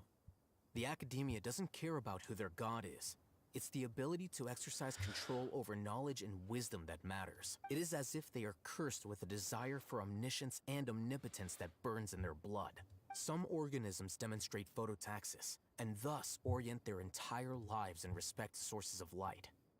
For the sages, their only source of hope is the existence of a deity who embodies the acme of wisdom. This is but a form of phototaxis. For many scholars, the absence of a god of wisdom means stumbling in the darkness for the duration of their lives. Then what does Lesser Lord Kusanali mean to you? Is she not a true god present in this world? If you already have a new god, why try to create another one? From the beginning, the Academia has never treated her as a god. When the Academia first discovered Lesser Lord Kusanali, the newborn god of wisdom, the sages hoped that she would be as wise as Greater Lord Rukkhadevata. But upon evaluation, they found that at the time she possessed no more intelligence than any ordinary human child. The sages never had a ruder awakening. This forced them to accept that Greater Lord Rukkhadevata had indeed passed away. Not to mention that Lesser Lord Kusanali's gnosis had been used to power the Akasha this entire... Slowly but surely, people began to forget about her existence. So, this is the path the sages have chosen.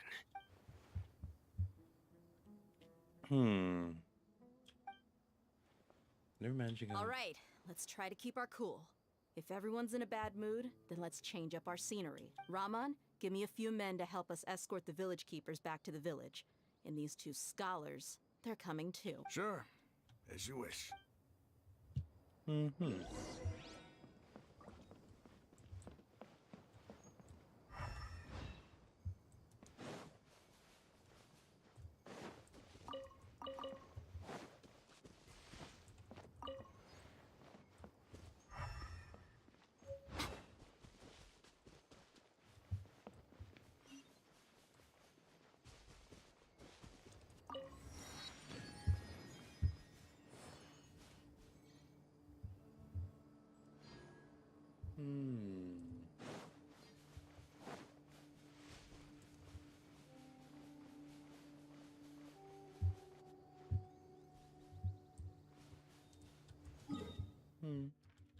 All right.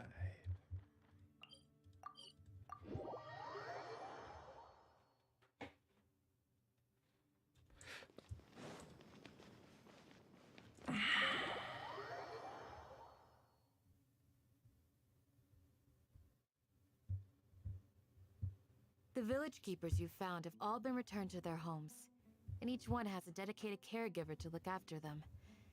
The two new scholars are being kept under close supervision, too. Really great work, everyone. The atmosphere is so heavy.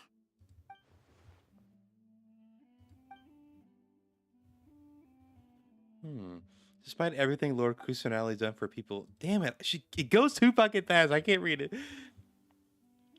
Even though she protected him, never realized there's such a small and childlike God in this world. Say something! Stop spacing out! Come on, is there nothing left to talk about? In that case, let's all get some water and try to think about something else. Or I can go fetch some snacks. Oh, Paimon's so coming with you. Do you have any plans, Traveler? Gods above, you're not talking about work, are you? I want to share everything I know with all of you. So you were still withholding some information? Sorry, I have my reasons. Candace, bring her snacks and tea.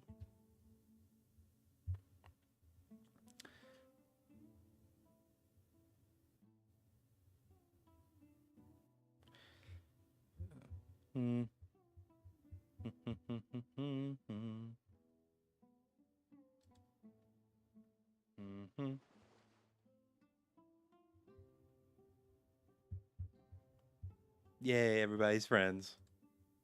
Even though we lived through all of this firsthand, it still feels super surreal to hear you talk about it again. What a whirlwind of a story. I felt like I was holding my breath the whole time. It seems like there will be more issues to face in the days ahead than I'd anticipated. Still, now's a good time to make our next move. Now that Ramon's joined us, we'll be an even stronger team. It's time to make a plan. Indeed. These events are a flagrant transgression of the rules in every sense. We cannot allow it to continue. So, everyone, are we on the same page? Crush the sages and rescue our god. That is our ultimate goal. Well, let's brainstorm a little more about what other resources we can draw on. The next time we gather here, we must have a solid plan. Yep, it'll work out for sure.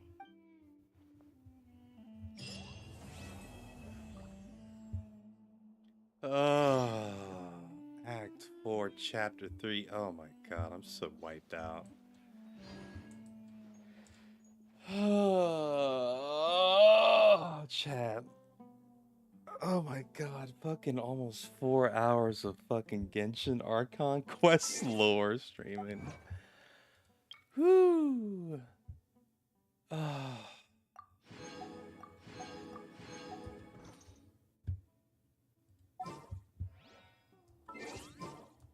Let's see. 232. Okay, cool. Awesome. There you go. Awesome. All right, chat. Bit of a more quieter stream than usual, but hey, we got a raid. Had a friend chat and stream. Haven't heard from in a while. More emojis. Tremendous. And more canned knowledge. More canned knowledge is always good. But fuck, I am wiped out. I need to sleep.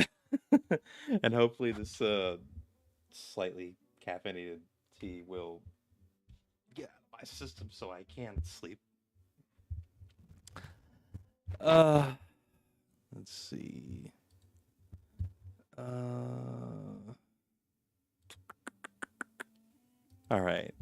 Well, I'm gonna bounce, everybody.